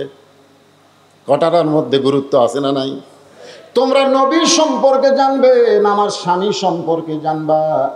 মহিলারা বলতেছে, নবীও যিনি আপনার স্বামীও তিনি, নবীও যিনি আপনার স্বামীও তিনি। আয়েশা বলতেছে, এইটা তোমরা বাহির থেকে অনুমান করে বলতেছো নবীও যিনি আমার স্বামীও তিনি, কিন্তু শুনে নাও, আমি স্বামী হিসাবে 9 বছর থেকে 18 বছর পর্যন্ত আমার নবীকে দেখছি। আমি 9 বছর ধরে আমার স্বামীকে দেখছি। ধরে কোন কয় বছর? এই 9 বছরের মধ্যে আমি মাত্র 3 বার আল্লাহর নবীকে দেখেছি। আর সুবহানাল্লাহ পায় না। এই আয়েশা কি ভুল কইছে যে 9 বছর? মা আয়েশা যখন নবীর ঘরে আইছে তখন আয়েশার বয়স কত? 9 বছর। জোরে কোন কয় বছর? 6 বছরে বিয়ে হয়েছে, 9 বছরে ঘরে আইছে। আর যখন নবী দুনিয়া থেকে বিদায় নিছে তখন আয়েশার বয়স হলো 18 বছর। তাহলে সর্বসাকুল্যে কয় বছর? 9 বছর। এই 9 বছরে আমি আমার স্বামীকে দেখেছি। কাকে দেখেছি? আর নবী হিসাবে দেখছে মাত্র 3 বার। সমস্ত মহিলারা বলে, তাহলে নবী আর স্বামী কি আলাদা নাকি? আয়েশা বলতেছে, আমার নবী সবসময় নবীগিরি ফলাই নাই। নবী যখন বিবিদের কাছে আসতেন তখন পৃথিবীর শ্রেষ্ঠ স্বামী হয়ে যেতেন। জোরে কোন সুবহানাল্লাহ। আমার নবী যখন সন্তানের কাছে যাইতেন তখন পৃথিবীর শ্রেষ্ঠ বাবা হইতেন। আমার নবী যখন নাতিদের কাছে যাইতেন তখন পৃথিবীর শ্রেষ্ঠ নানা হইত। আমার নবী যখন দাওয়াতের কাজে যাইত পৃথিবীর শ্রেষ্ঠ দাঈল আল্লাহ হয়ে যেত। আমার নবী যখন জিহাদের ময়দানে যাইত বাতিলের বিরুদ্ধে শ্রেষ্ঠ সেনাপতি হয়ে যেত। আমার নবী নবী হিসাবেও যেমন 1 নম্বর, স্বামী হিসাবেও তেমন 1 নম্বর, নানা হিসাবে 1 নম্বর, বাবা হিসাবে 1 নম্বর, নেতা হিসাবে 1 নম্বর, সব দিক দিয়ে আমার নবী হলেন 1 নম্বরের 1 নম্বর। জোরে কোন সুবহানাল্লাহ। এই জন্য আল্লাহ বলেছে, এই পানসা নেতার পিছনে ঘুরিস না। এই পানসা নেতা পেশাব করে ঠিক মতো পানি নেয় না, 5 ওয়াক্ত নামাজ পড়ে না, এরকে পিছনে ঘুরে ঘুরে কয় হামান নেতা, হামান নেতা। এটা তো নেতা। আমরা এমন একজন মহামানবকে নেতা হিসাবে গ্রহণ করব যেই নেতার চরিত্রের সার্টিফিকেট স্বয়ং আল্লাহ দিয়েছেন। ওয়া ইন্নাকা লাআলা খুলুকিন আযীম। আমার নেতার চরিত্র ফুলের চাইতেও পবিত্র। বিশ্ব নবীর চরিত্র কার চাইতে পবিত্র? তাহলে আমার নবীর চরিত্র, এই সবাই বলবেন, সবাই বলবেন, রবিউল আউয়াল মাস, বুঝতেছেন না? হ্যাঁ, নবীর আসার মাস আবার যাওয়ার মাস। আমার নবীর চরিত্র আল্লাহ কোরআন কারীম দিয়ে চরিত্রের বর্ণনা করেছেন। আল্লাহর 99 নামের মধ্যে একটা নাম হলো আজিম। সে আজিম নামটা নবীর চরিত্রের মধ্যে আল্লাহ ঢুকাই দিয়েছেন। এমন চরিত্রবান একজন মানুষকে আমাদের নেতা হিসাবে, আদর্শ হিসাবে গ্রহণ করার দরকার আছে না নাই? কম্বল দিয়ে ঢাকা দাও। আল্লাহ রাসূল বলতেছে খাদিজাকে কম্বল দিয়ে ঢাকা দাও। খাদিজা কয় গাও ঘামে জুব্বা ভিজে গেছে, আর এই সময় কম্বল দিয়ে ঢাকার কারণ কি? বলে ঢাকা দাও। মা খাদিজা রাসূলকে ঢেকে দিয়ে বললেন, আপনি নিরাশ হবেন না, আপনি অস্থির হবেন না, কারণ আল্লাহ আপনাকে যেটা দিয়েছে স্বয়ং কোরআন দেয় নাই, আল্লাহ তাআলাও আপনার সঙ্গে রয়েছে। অহুয়া মাকুম আইনা মা কুনতুম, আপনি থাকবেন যেখানে, আল্লাহর সাহায্য আল্লাহর মদত থাকবে সেখানে। জোরে কোন সুবহানাল্লাহ। এখন কি করব? ঘরে ঘরে কোরআন শরীফ পড়ব? নবী ঘরে ঘরে কোরআন শরীফ পড়লেন। এই কোরআন শরীফ নিয়ে চিন্তা করলেন যে কোরআন তো একটা দাওয়াত, ওমান আহসানু কাওলাম মিম্মান দা ইলাল্লাহ, এই কোরআনের দাওয়াত নিয়ে আমি বাইরে যাব। খাদিজাতুল কুবরা বললেন, এখন বাইরে যাওয়ার পরিবেশ নেই, আপনি ঘরের মধ্যেই কোরআন চুপি চুপি পড়েন। কোরআন এমন একটা পড়া যে এটা চুপি চুপি পড়লে হয় না, এটার আলাদা একটা মুজেজা রয়েছে। জোরে কোন কথা ঠিক কিনা? নবী কোরআন পড়েন, আশেপাশে খবর হয়ে গেল কানে কানে, কি যেন আব্দুল্লাহর পোলা ঘরের মধ্যে পড়তেছে। এটা কি পড়ে? চুপি চুপি শোনার জন্য মক্কার নেতারা দিনের বেলা আসে নাই, রাতের বেলা আইছে। এমন একটা রাত, যেই রাতে 4 জন নেতা নবীর ঘরের চারিধারে কান লাগায়া লাগায়া শুনতেছে। আল্লাহর নবী তখন আল্লাহর কোরআন পড়তেছে। জোরে কোন সুবহানাল্লাহ। আবু জেহেল মনে করতেছে আমি একলাই শুনছি রে, কেউ শোনে নাই। এই মনে করে যখন নবী কোরআন তেলাওয়াত শেষ করছে, অন্ধকারে যাবার চাইছে। যেই যাবার চাইছে আবু সুফিয়ানের সাথে বাজে গেছে। আবু সুফিয়ান কয়, নেতা আপনি? তুমি? আমি তো কোরআন শুরু করেছি। আমিও তো একই অবস্থা। এই 2 নেতা যখন কথাবার্তা বলতেছি, ইতিমধ্যে উদ্বা সাহেবা গিয়ে হাজির। আপনারা মুরব্বীরা কি করেন? বলে গভীর রাত্রে কোরআন তেলাওয়াত শুনলাম। আমরাও শুনছি। আবু জেহেল বলতেছে, এই দেখেন আবু জেহেলের কথা, কি সুন্দর কোরআনের বাণী রে, মনে হয় সারা রাত দাঁড়িয়ে দাঁড়িয়ে শুনি। সুবহানাল্লাহ কবেন না?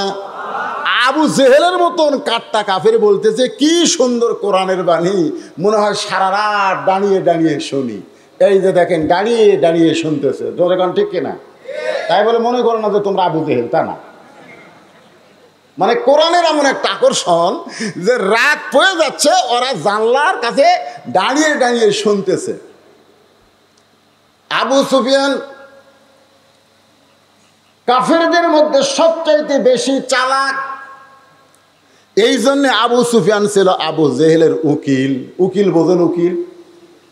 আবু সুফিয়ান বলতেছে যে ঘরের মধ্যে তো পড়তেছে, আমরা চোরের মতন শুনতেছি। এ কোরআন নিয়ে যদি বাইরে আসে, মানে পড়তে পড়তে কোরআন নিয়ে যদি বাহিরে আসে, তাহলে খবর কি? আবু জেহেল বলতেছে, আবু সুফিয়ান খবরদার এই কথা বলিস না। কোরআন বাহিরে আসলে আমাদের মতন ভুয়া নেতাদের নেতৃত্ব আর সমাজে চলবে না। মারাত্মক কথা। কোরআন যদি বাহিরে আসে, বাংলাদেশে যারা আবু জেহেলের দোসর, ওই ভুয়া নেতাদের নেতৃত্ব 90% মুসলমানের দেশে চলবে না। জোরে কোন কথা ঠিক? আল্লাহ রাসূল 13 বছর এই কোরআনের দাওয়াত দিলেন।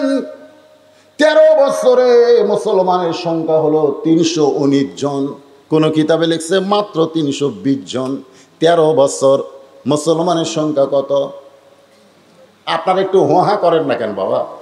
320 জন 13 বছরে। মক্কার ইসলামের সাইজটা দেখেন।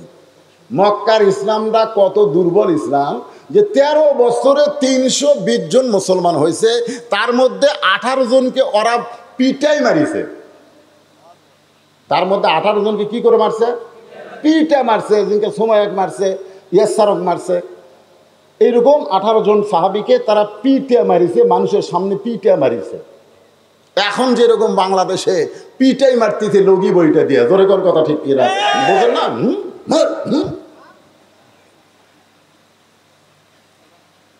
নবী আল্লাহর কাছে কয়, আল্লাহ এত কষ্ট করে এই কয়টা মুসলমান হলো, তার যদি এরা পিটাই মারে তাহলে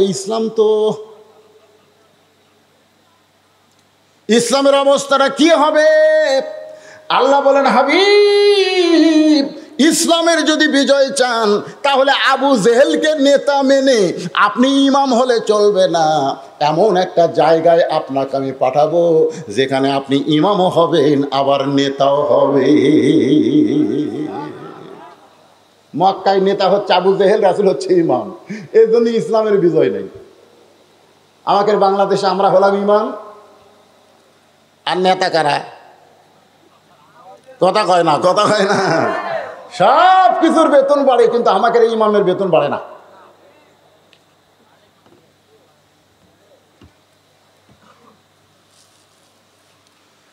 আপনাকে মসজিদের ইমামের বেতন গত বছর যা ছিল, মসজিদে তো উন্নয়ন করবেন, মাহফিলটাই তো মসজিদের উন্নয়ন করবে।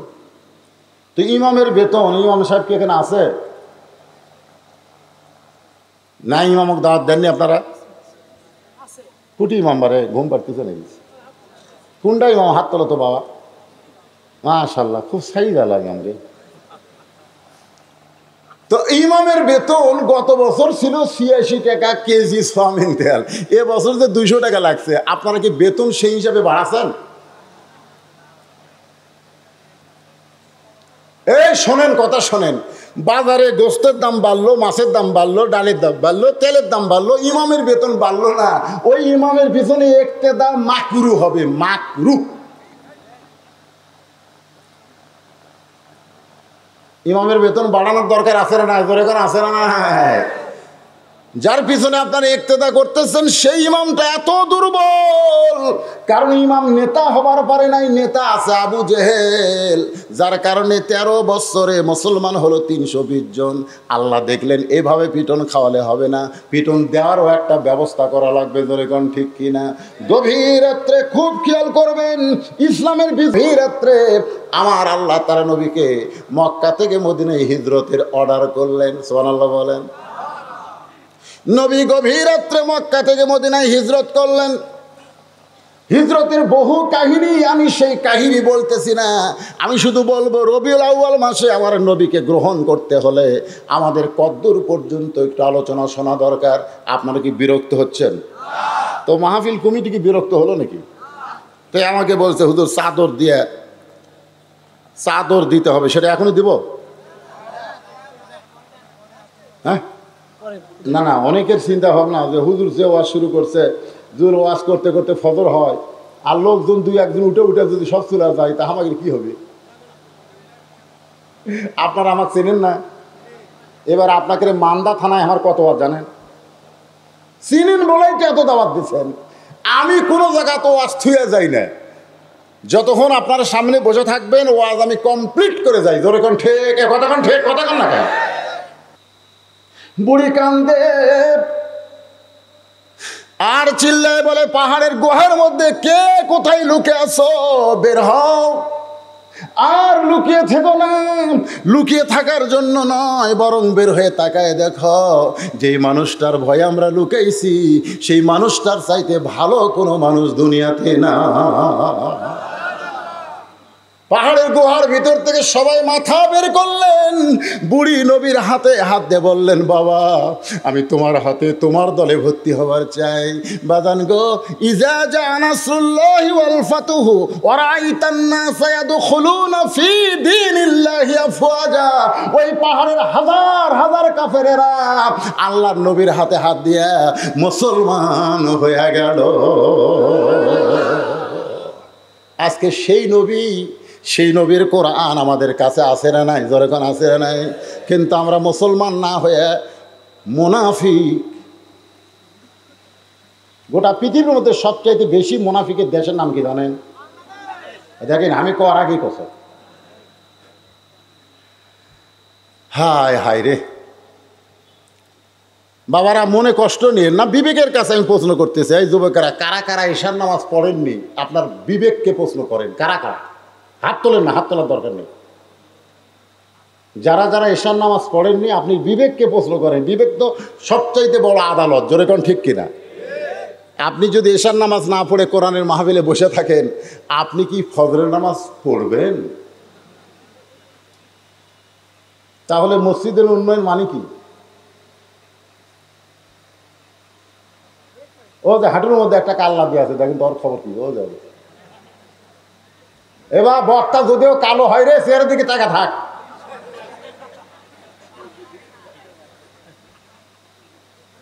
কি ভাল লাগতেছে না? তাকায় থাকেন। আমার মা বোনদের জন্য 4টে লাইন ওয়াজ করার দরকার আছে না নাই? আবার ওরা যাবে আর কবে হুজুর আমাকে লাইন তুলে দেওয়ার ওয়াজ করলো না। এই জন্য আপনারা একটু ধৈর্য ধরেন। আপনাকে অনেক ওয়াজ শুনলাম, এখন মা বোনদের জন্য 5টা মিনিট বলবো। এর মধ্যে আমরা ওটা বসা করবেন নাকি যে হুজুর এখন মেয়ে একের ওয়াজ ধরতে আমরা যাই? আরে মেয়ে তো আমার বাড়িতে আছে, আসে না নাই, জোরে আসে না নাই, আসার সময় ইনকে দাড়ি ধরে আদর করে। আমার বউ দাড়ি ধরে কয় কখন আসবেন, কখন আসবেন? তা আমি কইলাম কেন, একলা ঘুম ধরে না? তো কয় না, একটা সময় বলেন কখন আসবেন, আজকে ওয়াজ কখন শেষ হবে? আমি কইলাম আজকে ওয়াজ করে মান্দা যাচ্ছি, মান্দার লোকেরা 12টার পরে ওয়াজ শোনে না। না 12টার পরে মান্দার লোকেরা ওয়াজ শোনে না। আমি শুনি। তো আমার বউকে আমি বললাম নাও আসতে পারি। বলে তাহলে কোথায় যাবেন? আমি বললাম যদি আজরাইল আমার ধরে তাহলে বল তর্কে আসা যায়। আমার বউ কান্দের কয় আপনাকে আজরাইল ধরবে এই কথা আমার মনে হয় না, খালি পুলিশ ধরবে, র্যাব ধরবে, এটা আমার মনে হয়। আজকে যারা কোরআনের মাহফিলে বসেছো যুবক, এটা তোমাদের জীবনের শেষ মাহফিল হতে পারে। এশা নামাজ পড়ো নাই, তওবা করো। ফজর থেকে জীবনে একটা ওয়াক্ত নামাজ আর বাদ দিতে চেও না। ফজর থেকে নামাজ শুরু করে দাও। ইন্নাস সালাতা তানহা আনিল ফাহশাই ওয়াল মুনকার। একমাত্র নামাজই পারে মানুষকে যাবতীয় খারাপি থেকে বাঁচাই দিতে। রাসূল বললেন ফাতেমা ওই যে একটা পাহাড় দেখতেছো? বলে হ্যাঁ। ওই পাহাড়ের পাশে কি একটা জঙ্গল দেখা যায়? বলে হ্যাঁ, ছোট্ট একটা জঙ্গল দেখতে পাই। রাসূল বলে ফাতেমা ওই জঙ্গলের পাশে যে ছোট্ট একটা ঘর, ওই ঘরটা হলো একটা কাঠুরিয়ার ঘর। ওই কাঠুরিয়ার বউ জামিলা আল্লাহ তোমার আগে জান্নাত দিবে। রাসূল চমকে বলে ওই কাঠুরের বউ জামিলা আল্লাহ তোমার আগে জান্নাত দিবে। সঙ্গে সঙ্গে ফাতেমা বলে বাবা ওই কাঠুরের বউ জামিলা জীবনে কি এমন আমল করলো যে আমল করার কারণে আল্লাহ আমার আগে তাকে জান্নাত দিবে? রাসূল বললেন ফাতেমা আমল যদি জানতে চাও তাহলে জামিলার বাড়ি যাও। পরের দিন আসরের নামাজের পরে ফাতেমা চুপি চুপি জামিলার বাড়ির দরজায়, মেয়েরা যখন রাস্তা দিয়ে যাবে শোরগোল করবে না চুপি চুপি যাবে? এই কথা কন, মেয়েদের কথা বলা চলবে? চুপি চুপি। মেয়েরা আমার মায়েদেরকে বলতেছি মা রাস্তা দিয়ে যখন যাবেন তখন এমনভাবে যাবেন জনগণ যেন বুঝবার না পারে এটা কে যায়। এমন একটা কালো বোরকা পরবেন, বাবারে শোনেন, একের চোখ মুখ ঢাকা লাগবে, চোখের চশমা কালো, হাতত মুজা কালো, পাওয়ার জুতা কালো। অনেক মেয়েরা বলবে হুজুর এই গরমের দিনে যদি এইরকম পোশাক পরে আপনি পরেই দেখেন আল্লাহ জান্নাত থেকে আপনার শরীর এসি করে দিবে।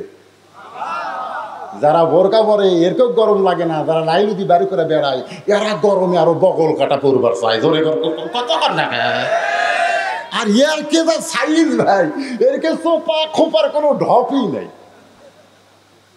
আমি ঢাকার এক মাহফিলে বলেছিলাম এই যে মমতাজ যে আমাকে রোকলে ওয়াজ করে না, আমি বললাম মমতাজ মেয়ে মানুষ না মরদ মানুষ? সব লোক কয় হুজুর মেয়ে মানুষ। আমি বললাম ওর চেহারা দেখলে তো মেয়ে মনে হয় না, মনে হয় আজ তো একটা আটার বস্তা। জোরে কোন কথা ঠিক কিনা? আগা গোড়া একেবারে লেভেল। ব্যাপারদা নারীদের কোনো সাইজ আছে কেরে? হ্যাঁ আমার মায়েরা শোনেন, মা ফাতেমা চুপি চুপি জামিলার বাড়ির দরজায় ওই কাঠুরের বউ জামিলাকে ফাতেমা ডাক দেয়, বলে জামিলা আমি নবীর মেয়ে ফাতেমা, আমি একটু আপনার ঘরে যাবার চাই। জামিলা দরজাতে সে কাঁদতেছে। ফাতেমা কয় কান্দো কেন?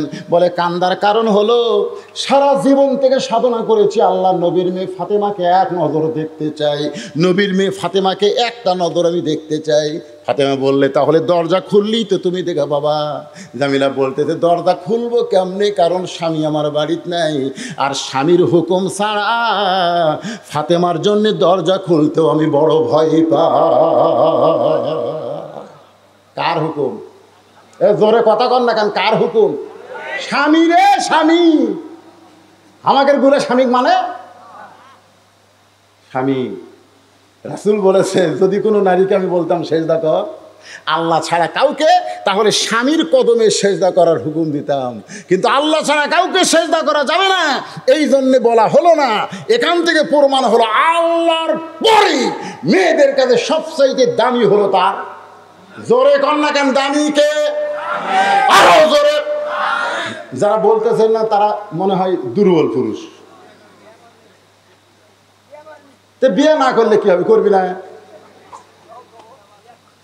আমার মা বোনদের জন্য একটু শোনান দরকার। ডাকতেছে রোকেয়া, কথা নাই। রোকেয়া, কথা নাই। কয়বার ডাকছে? তৃতীয়বার ডাকতেছে। কি করবে, স্বামী অসহায়। রোকেয়া, কি? ওরে বাবা রে, স্বামী বসা মানুষ ভয়ে লাভ দিয়ে উঠছে। দুইবার ডাকছে, কথা খাই নাই। তৃতীয়বার যখন ডাকছে এমন করে, আমাকে এক গ্লাস পানি দাও গো, ভরিয়া খাও, ভরিয়া খাও। আমার কাম নেই, আমার কাম নেই। আল্লাহ রাসূল বলেছেন, নফল নামাজের মধ্যে বউ যদি স্বামীর হয় আর স্বামী যদি তাকে ডাক দেয়, নামাজ বাদ দিয়ে স্বামীর সামনে দাঁড়াতে হবে, নামাজ বাদ দিয়ে। শুধু ফরজ নামাজ ছাড়া অন্য যে কোনো নামাজ। হ্যাঁ, কি হলো? এই আবার কি কয়?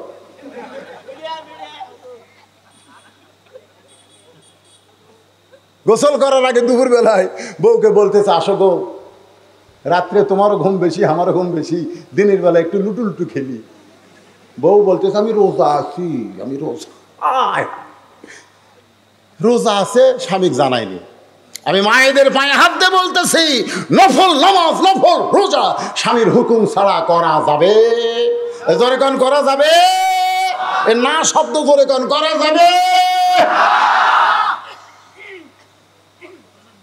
ফাতেমা চমকে উঠে বলতেছে, জামিলা, তাহলে কি তুমি দরজা খুলবা না? জামিলা বলতেছে, আজকের মতো আপনি ফেরত যান, আজকের মতো ফেরত যান, আগামীকাল এই সময় আসবেন, দরজা খুলে দিব। কারণ স্বামী যখন কাঠ বিক্রি করে বাড়িতে আসবে, স্বামীর কাছ থেকে দরজা খোলার হুকুম নিব।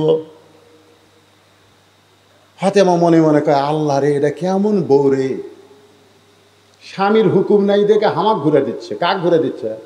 খাতুনে জান্নাত ঘুরে দিচ্ছে, স্বামীর হুকুম নাই। পরদিন ফাতেমা আবার চুপি চুপি, কি আমলের কারণে আমার আগে জান্নাত যাবে জানা লাগবে না? পরের দিন আবার চুপি চুপি যেই বের হয়েছে, হোসাইন পিছন থেকে ডাক দেওয়া, বলে, মা গতকাল কোথায় গেছিলেন, আজকে আমি যাবো। একলা একলা তো ভালোই ঘুরতেছেন। ফাতেমা দেখলো হোসাইন তো যে দিয়ে কি করবে, হোসাইনকে সঙ্গে নিয়ে গেছে। দরজার কাছে যা হোসাইন বলতেছে, মা, এই ভাঙ্গা বাড়ির দরজা আপনি গতকাল আসছেন, আবার আজকে পাচ্ছেন। ফাতেমা বলতেছে, জামিলা দরজা খুলে দাও। জামিলা বলতেছে, দরজা খোলার জন্য 1 ঘন্টা হলে দাঁড়িয়ে আছে, কিন্তু খোলা যাচ্ছে না। ফাতেমা বললেন, খোলা যাবে না কেন? বলে, কে যেন বললো, মা, মা, ওই সন্তানকে নিয়ে যদি ঢুকতে চান তাহলে আজকের মতো আপনি ফেরত যান, আর সন্তানকে বাইরে রেখে যদি আপনি একা ঢোকার শর্ত দেন তাহলে আমি দরজা খুলব। কারণ আমার স্বামী শুধু আপনার ব্যাপারে অনুমতি দিছে, আপনি সন্তান নিয়ে আসবেন, সেই অনুমতি আমার স্বামীর কাছ থেকে নেওয়া হয় নাই। ফাতেমা বলতেছে, খুব ছোট রে, কেবল 4 বছর। এই 4 বছরের বাচ্চা, কিছু বুঝবি না। জামিলা বলতেছে, আপনি খাতুনে জান্নাত হতে পারেন, কিন্তু ফতুয়া কম বোঝেন, ফতুয়া কম বোঝেন। 4 বছরের বাচ্চা বুঝবি না? আল্লাহ রাসূল বলেছেন, তোমার সন্তান যতদিন তোমার দুধ পান করবে ততদিন সন্তানের সামনে স্বামী স্ত্রী মহব্বত করো, অসুবিধা নেই। আমার কথা কি বুঝতে পারলেন? 2 বছর পর্যন্ত সন্তান মায়ের কি পান করে? দুধ পান করে। সন্তান দুধ পান করার বয়সে সন্তান যদি ঘরের মধ্যে থাকে, আপনি আপনার বউকে আদর করেন, সোহাগ করেন, সন্তান দেখবি ঠিকই, বুঝবি না। কিন্তু যেই দুধ ছাড়ার বয়স হয়েছে 2.5 বছর, তখন সন্তান ঘরের মধ্যে চেতন থাকলে আপনি যদি আপনার বউকে আদর করেন, ওই বাইরে এসে বলতে পারে, আব্বা তাই মাছ চাপা ধরছিল রে, বলতে পারে। চিন্তা করে দেখেন, নিজের 2.5 বছরের বাচ্চার সামনে আমার হালাল বউকে আমি আদর করতে পারবো না। আর 14ই ফেব্রুয়ারি ভ্যালেন্টাইন ডে কলেজ ভার্সিটি পার্কে মনে কাতি মেশা কুত্তে জোড়া রাখছে। কথা বাংলাদেশ রে। আর নতুন একটা খবর হলো, ইডেন কলেজ। কি কলেজ? ছেলে, বাবা আর চাচা গেছে মেয়ে দেখতে, মেয়ে দেখা পছন্দ হয়ে গেছে। তো বাবা যা হাজিয়া টাকা টুকা দিছে, দিয়ে এখন বলতেছে মেয়ের বাপকে যে আপনার মেয়েকে আমাদের পছন্দ হয়েছে। তো ছেলে আর বাপ চাচা যখন আসতেছে তখন ছেলে বলতেছে, আব্বা পছন্দ তো করলেন, কিন্তু মেয়েটা কোন কলেজে পড়ে শোনা লাগবে।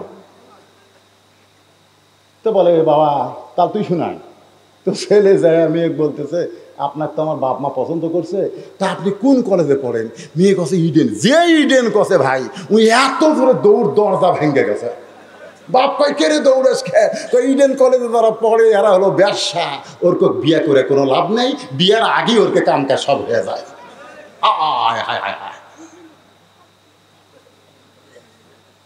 এই যুবকেরা,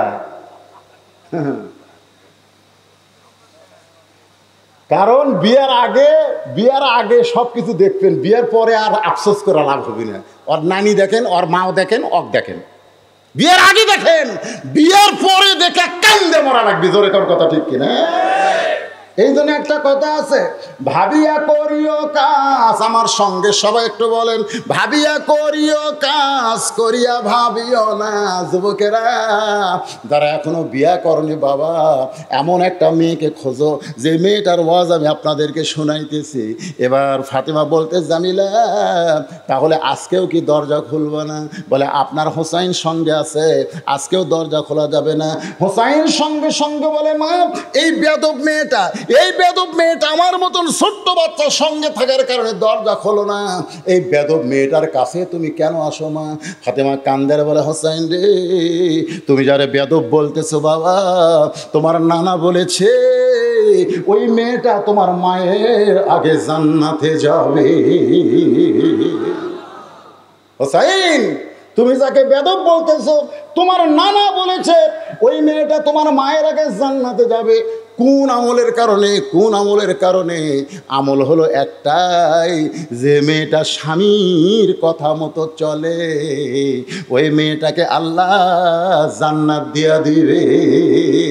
আমার মায়েরা যারা আছেন মা, 1 নম্বর আমল হলো নামাজ, 2 নম্বর হলো রমজান মাসের রোজা, 3 নম্বর সতীত্বের হেফাজত পর্দা করা, আর 4 নম্বর স্বামীর কথা মতো চলা। এই 4টে আমল যদি আপনারা করতে পারেন মা, আপনাদের আর কোনো ওয়াজ লাগবে না, আপনারা ফাতেমার সাথে জান্নাতি হবে। সুবহানাল্লাহ বলেন। নবীর কাছে গেছে, বুঝলেন? হোসেন কার কাছে গেছে? তাকান, কার কাছে? নবীর কাছে গিয়ে বলে, না আমার মায়ের আগে একটা মেয়ে জান্নাত যাবে। তুমি কইছো কি আমল করে যা খোঁজ লেওয়া লাগবে কেন? দুনিয়ার যত কিছু আগে তোমার কাছে আসে, তারপরে মানুষের কাছে প্রচার হয়, ঠিক কিনা বলেন? আল্লাহ রাসূল এই যে কোরআন শরীফ দেখতেছেন, এটা আগে কার কাছে আইছে? রাসূলের কাছে।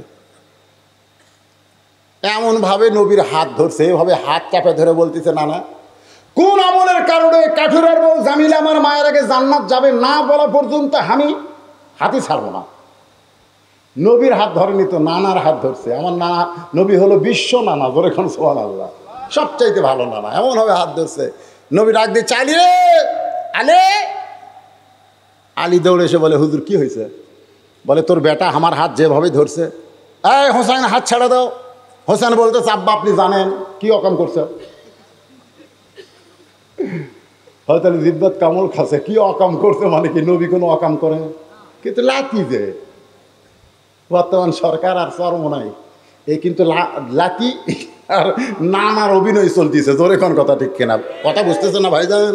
আমরা মিছিল যদি 400 বার করি, 100 পুলিশ আমাকে ধরে বার আসে, আর ওরা মিছিল করলে সামনে 200 পুলিশ, পিছনে 200 পুলিশ ওরকে পহরা দেয়, ওরা মিছিল মারে। জোরে কোন কথা ঠিক কিনা?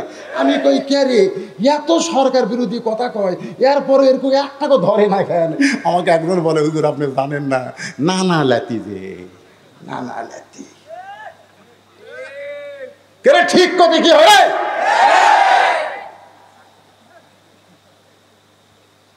ও শেষ কর্ম 12টা বাচ্চা, কিন্তু না কতক্ষণ চলবে সেটা ভিন্ন কথা, কিন্তু হা করা লাগবে তো। আমি যে কথাগুলো বলতেছি, কথাগুলোর দাম নেই, সেটা হা করবেন না কেন? অকাম করছে, নবীর কথা বলতেছে, কি অকাম করছে আব্বা জানেন? নবী মুসকে মুসকে হাসতেছে, কারণ এই তো নবী হিসাবে কয় নাই, নানা হিসাবে করছে। হযরত আলী বলে, হোসাইন কি করেছে তোমার নানা? বলে, কাঠুরেরাও জামিলে আমার মায়ের আগে জান্নাতে যাবে। এই কথাটা নানা কেমনে বলে? আল্লাহ রাসূল বলে, আলী রে তুমি বলে দাও কোন আমলের কারণে ওই কাঠুরার বউ জামিলা ফাতেমার আগে জান্নাতে যাবে। আলী বলতে যে, হুজুর আপনি কিন্তু নিষেধ করেছিলেন আল্লাহ রাসূল বলে, আলী আজকে বলার হুকুম দিলাম। ফাতেমা দৌড়ে এসে স্বামীর হাতটা ধরে বলতেছে, তাহলে কাঠের বউ জামিলা আমার আগে জান্নাতে যাবে, এটা কি আপনি জানেন? বলে, আমি জানি না, আল্লাহর নবী আমারে জানাইছে। ফাতেমা বলে, তাহলে কেমনে? রাসূল বললেন, শোনো ফাতেমা, তোমার কি মনে আছে একদিন দুপুরবেলায় তুমি একটা ওড়না এনে আমার হাত দিয়ে বললে, স্বামী গো, আজকে 2 দিন হলে হাসান হোসেন না খেয়ে কাঁদতেছে, ঘরে খাবার কিছু নাই, আপনার হাতেও টাকা নাই, এই ওড়নাটা বিক্রি করে যেই টাকা হবে সেই টাকা দিয়ে সামান্য খাদ্য কিনে নিয়ে চলে আসেন। আলী বলতেছে, ফাতেমা তোমার ওড়না নিয়ে যখন বাজারে যাই, ওড়না তখন আমার জামার পকেটের মধ্যে ছিল, আমি জামার পকেটের ওড়না বের করার সাহস পাই না, কারণ বের করে যদি বিক্রি করতে চাই আর খরিদ্দার যদি জিজ্ঞাসা করে ওড়না কার, আমি যদি বলি আমার বউ ফাতেমার, তাহলে খরিদ্দার মনে মনে চিন্তা করবে যে স্বামী বইয়ের দিনেই বেচা খায়, সেই স্বামী হলো দুর্বল স্বামী। ও ফাতেমা, আমি তোমার ওড়না পকেটের মধ্যে নিয়ে বাজারের মধ্যে যখন ঘুরতেছিলাম, বিক্রি করার সাহস পাচ্ছিলাম না, এমন সময় এক খরিদ্দার আমাকে সালাম দেয়, বলে, আলী ভাই আমার মনে হয় আপনি কিছু বিক্রি করবেন। আমি আলী চমকে গেলাম, আমি বিক্রি করব তুমি কেমনে জানো? আমি তাকায় দেখি লোকটা একটা ব্যাগ বের করে আমার সামনে ধরলো, আমি পকেট থেকে তোমার ওড়না বের করে যেই ব্যাগের মধ্যে দিলাম, লোকটা একটা বার ওড়নার দিকে তাকালো না, বরং ব্যাগের মাথা ধরে আমার হাতে 6টা দিরহাম দিয়ে লোকটা চলে গেল।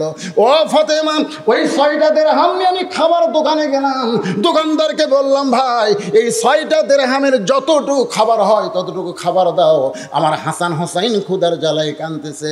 দোকানদার 6 দিরহামের খাবার টোপলা করে যেই মাত্র আমার হাতে দিবার চাই, এমন সময় এক সাইলকারী ফকির এসে আমাকে সালাম দেয়, বলে, আলী রে আজকে 3 দিন হলে আমার বাড়িতে কোনো খাবার নাই, ও আলী যদি পারো তাহলে আল্লাহর হস্তে একটু দান করো। ও ফাতেমা, আমার এত রাগ হয়ে গেল, কারণ আমি 6টা দিরহাম ওড়না বিক্রি করার টাকা দিয়ে খাবার টোপলা নিয়েছি, আর এমন সময় আমার কাছে যখন খাবার চাই, আমার এত রাগ হয়ে গেল, আমি যেন বলবো তুমি আমার কাছ থেকে সরে যাও। এমন সময় আল্লাহর কোরআন আমার সামনে দাঁড়ায় বলে, আম্মা সাইলা ফালা তানহার, আলী রে সাইলকারীকে ফিরাস না। আমি পকেট থেকে একটা দিরহাম বের করে ওই ফকিরকে যখন দিবার চাই, এমন সময় আল্লাহর কোরআন বলতেছে, ওমা তুনফিকু মিন শাইইন ফি সাবিলিল্লাহি ওয়াফা ইলাইকুম ওয়া আনতুম লা তুজলামুন। আলী রে, ফকিরকে যদি একটা দিরহাম দেস, আল্লাহ তোকে 10টা দিরহাম দেবে, 2টা দিরহাম দিলে তুই 20টা পাবি, 6টা দিরহাম যদি দেশ আলী, আল্লাহ তোরে 60 দিরহাম দিয়া দিবে। আমি আলী, এটা বিষয় না, উটটা তোমরা নিবা কিনা? এক খরিদ্দার কানে কানে বলতেছে, উটটা আমার পছন্দ হয়েছে, আপনাকে 160 দিরহাম দিতে চাই। আলী বলে, ফাতেমা ওই 100 দিরহাম উটওয়ালাকে দিয়া, বাকি 60টা দিরহাম দিয়া 2 বস্তা খাবার, 1 বস্তা কান্দে আর 1 বস্তা হাতে করে যখন দরজায়, তোমার কি মনে আছে তুমি দরজা বন্ধ করে দিলে? আমি বললাম, ফাতেমা দরজা খোলো, তুমি শুধু বললা ওড়না বিক্রি করে টাকা দিয়া 1 টোপলা খাবার হবে, 2 বস্তা খাবার কোথায় পাইলেন? যতক্ষণ 2 বস্তা খাবারের কথা না বলবেন ততক্ষণ আমি ফাতেমা দরজা খুলবো না। আর রিজালু কাওয়ামুনা আলান নিসা, আল্লাহর কোরআন বলতেছে পুরুষেরা নারীদের উপরে থাকবে। ফাতেমা দরজা না খুললে আমি বলবো না, ফাতেমা বলতেছে আপনি না বললে দরজা খুলবো না। ও ফাতেমা, তোমার কি মনে আছে তুমি যখন দরজা খুললাই না, কারণ তুমি এমন একজন নারী, তুমি এমন একজন বউ, স্বামী কেমনে কামাই করে খুদ থেকে নিয়ে আসে, বেতন পায় 5,000 আর বাসা ভাড়া 10,000, প্রত্যেক বাজার ইলিশ কিনে আনে, এই শালাতে ঘুষ খায়, এটা বইয়ের ধরার দরকার আছে না নাই? দরকার আছে না নাই? তুমি এমন বউ যে অন্য বিক্রয়ের টাকা দিয়ে 1 টোপলা হবে, তুমি 2 বস্তা দেখে যখন দরজাই খুললে না, তখন আমি কান্দের হাতে বসতাম রাগ করে আল্লাহর নবীর দরবারে। আমি যখন নবীর দরবারে, তখন নবী বসেছিলেন, আমাকে দেখি নবী দাঁড়িয়ে গেলেন, আমার কাঁধ থেকে বস্তা নামায় নিলেন, হাত থেকে বস্তা নামায় নিলেন। আমি বললাম, নবী গো আপনি এত ভালো, অথচ আপনার মেয়ে ফাতেমা দরজা খুলল না। আপনি আমার কাঁধ থেকে বস্তা নামায় নিলেন, কিন্তু আপনার মেয়ে ফাতেমা দরজা খুলল না। রাসূল মুসকে হাসিতে বলে, আলী রে, যদি ফাতেমা দরজা খুলতো তাহলে তুমি কি আমার কাছে আসতে? তাই না? তা তো আসতাম না। তো দরজা খোলেনি, না খোলার কারণে তুমি আমার কাছে আইছো। এখন তুমি বলো তো, তোমার কাছ থেকে অন্য কে কিনছে? আলী কয়, হুজুর আমি তো জানি না। তোমার কাছ থেকে যে ফকির ভিক্ষা নিছে সেই ফকিরের খবর কি? আলী কয়, হুজুর আমি তো জানি না। তোমার কাছে যে উট বিক্রি করলো আর যে উট কিনলো এর কে খবর জানা আছে? আলী বলতে, তো হুজুর আমি কিছুই জানি না। রাসূল বললেন, জানবা, কারণ আনা মাদিনাতুল ইলমে ও আলী ও বাবুহা, আমি হচ্ছে ইলমের শহর আর তুমি হচ্ছে তার দরওয়াজা। জোরে কর সুবহানাল্লাহ। কেরে ফাতেমার ওড়না দুনিয়ার কোনো মানুষ কিনতে পারে? হ্যাঁ, ফাতেমা হলো পর্দানিশী, তার ওড়না ফাতেমা না বুঝে তোমাকে বিক্রি করে দিতে পারে, কিন্তু দুনিয়ার কোনো মানুষ কিনতে পারে ফাতেমার ওড়না? এক আলী ছাড়া দুনিয়ার কোনো পুরুষ লাড়বে পারবে? এই জন্য আমি আল্লাহ ফেরেশতা পাঠাছি, 6 দিরহাম দিয়ে যাও ফাতেমার ওড়না কিনে জান্নাতে জমা দাও। ফাতেমার ওড়না জান্নাতে আছে, নবী বলতেছে ওই 6 দিরহাম তোমার দিছে। তুমি যখন খাবার কিনবার গেছো তখন আল্লাহ তাআলা বলতেছে, আল্লাযী খালাকাকুম, আল্লাহ সূরা মুলকের মধ্যে বলতেছেন, তাবারাকাল্লাযী বিয়াদিহিল মুলকু ওয়া হুয়া আলা কুল্লি শাইইন কাদির, আল্লাযী খালাকাল মাউতা ওয়াল হায়াতা লিয়াবলুয়াকুম আইয়ুকুম আহসানু আমালা। জোরে কর সুবহানাল্লাহ। আল্লাহ কয়, ফেরেশতা যা ওই 6 দিরহাম নিয়ে আয়। ফেরেশতাকে আল্লাহ 6 দিরহাম দিয়ে হাসান হোসেনের খাবার কিনতেছে। আল্লাহ বলতেছে, যারা আমার বান্দা হবে তাদের কাছে সন্তান আগে না, দুনিয়া আগে না, তাদের কাছে আল্লাহ আগে। জোরে কর সুবহানাল্লাহ। লিয়াবলুয়াকুম, পরীক্ষা হবে, পরীক্ষা। দেখি আজকে পরীক্ষা আলী কাক ভালোবাসে। ফেরেশতা ফকির হয়ে তোমার কাছ থেকে 6টা দিরহাম নিয়ে গেছে। ওই 6টা দিরহাম যখন নিয়ে যায়, ফেরেশতা কান্দা দেখে আল্লাহ কয়, কান্দিস কেন? বলে, আল্লাহ সন্তানের জন্য খাবার কিনবার চাইছিল আর সেইটা ফকির হয়ে নিয়ে আসলাম। আল্লাহ কয়, এতই যদি দয়া হয় তাহলে যেই উটের পিঠে চড়ে ফাতেমা জান্নাতে যাবে ওই উটটা বিক্রি হবে, যা। ওই ফেরেশতায় উটটা বিক্রি করছে। 100 দিরহাম বাকিতে আবার 160 দিরহাম কিনেছে। 100 দিরহাম তারে দেওয়ার পরে বাকি 60 দিরহাম দিয়ে 2 বস্তা খাবার কিনেছ। ফাতেমা চিল্লায় বলে, বাবা ওয়াজ তো ভালোই করতেছেন, কিন্তু জামিলা আমার আগে জান্নাতে কেমনে যাবে? আল্লাহ রাসূল বলতেছে, আলী বলো বলো। আলী বলতেছে, ফাতেমা শোনো, আল্লাহ তুমি জান্নাতি নারীদের নেত্রী হওয়ার কারণে তোমাকে হাঁটে হাঁটে জান্নাত দিবে না। জান্নাতি নারীদের নেত্রী হওয়ার কারণে আল্লাহ তোমাকে উটের পিঠে করে জান্নাতে নিয়ে যাবে। জোরে কোন সুবহানাল্লাহ। কিন্তু উটটা জান্নাতের একেবারে নিকটতম এসে থমকে দাঁড়াবে। ফেরেশতা বলবে, আল্লাহ উট এমন জায়গাতে এসে দাঁড়ালো, এখান থেকে জান্নাতও তো পাওয়া যায় না। আল্লাহ বলতেছে, উট যদি না যায় টেনে টেনে নিয়ে যাওয়া লাগবে। ফেরেশতা কয়, আল্লাহ উটের কি ধরে টানবে? টানার তো কিছুই নাই। আল্লাহ তখন বলবে, আলী বলতেছে, আল্লাহ বলবে, ওই যে ফাতেমার ওড়না আছে, ওই ওড়নাটা উটের গলায় লাগাই দাও। আলী বলে, ফাতেমা তোমার ওড়নাটা উটের গলায় যখন লাগানো হবে সেই ওড়নাটা নিচে ঝুলতে থাকবে। এখন এইটা কে টেনে উটটাকে জান্নাতে নিয়ে যাবে? এমন সময় বলবে, আল্লাহ জামিলা তোমার স্বামী সব সময় দোয়া করতো, আল্লাহ যে বউটা আমার হুকুম ছাড়া ফাতেমার জন্য দরজা খোলে না, আমার সেই বউটাকে তুমি সবার আগে জান্নাত দিও রে ফাতেমা। আল্লাহ স্বামীর দোয়া কবুল করে ওই জামিলাকে সবার আগে জান্নাতে কেমনে দিবে? কারণ তুমি হলা খাতুনে জান্নাত। তখন আল্লাহ বলবে, উটের ওই ওড়নাটা টেনে টেনে ফাতেমাকে জান্নাতে নিয়ে যাও। তুমি মনে করবে আমি জান্নাতে যাচ্ছি, কিন্তু তোমার পা, উটের পা পিঠ থেকে মাটিতে পড়ার আগে, জান্নাতে পড়ার আগে ওই জামিলার পা জান্নাতে চলে যাবে। আপনারা বলেন তো, এই আলোচনার মধ্যে মা বোনদের পর্দার কথা আছে না নাই? স্বামীর কথা মানার কথা আছে না নাই? হ্যাঁ, এই মা বোনদের জন্য একটা কমপ্লিট ওয়াজ আল্লাহর রাস্তায় আমি দিয়ে দিলাম। আমার মায়েরা যারা কষ্ট করে বসে আছেন, মা স্বামীক মানবেন, স্টার জলসা দেখবেন না, জি বাংলা দেখবেন না। আর স্বামীগুলোকে আমি বলতেছি, বাবা দরকার হলে প্যালাস দিয়ে ডিশের লাইন কাটা দাও, যদি বউগলে জান্নাতে যাওয়ার চাও। আল্লাহ পাক আমাদের সকলের জন্য কবুল করুক। সকলে বলে আল্লাহুম্মা আমিন, আল্লাহুম্মা আমিন। আল্লাহুম্মা আনতাস সালাম ওয়া মিনকাস সালাম তাবারাকতা ইয়া যাল জালালি ওয়াল ইকরাম। আয় আল্লাহ তাআলা, কঠিন গরমকে অপেক্ষা করে কদ্দমাক্ত মাটির উপরে তোমার বান্দারা ঘন্টার পর ঘন্টা বসে আলোচনা শুনেছে। আল্লাহ মেহেরবানি করে আজকের মাহফিল আমাদের সকলের হেদায়েতের জন্য, নাজাতের জন্য, জান্নাতের জন্য কবুল করে নাও আল্লাহ। যারা কষ্ট করে মেহনত করে আজকের এই জান্নাতের বাগান লাগাইছে আল্লাহ, তাদের কষ্টগুলোকে জান্নাতের বিনিময়ে কবুল করে নাও আল্লাহ। এই মসজিদকে কিয়ামত পর্যন্ত কবুল করে নাও।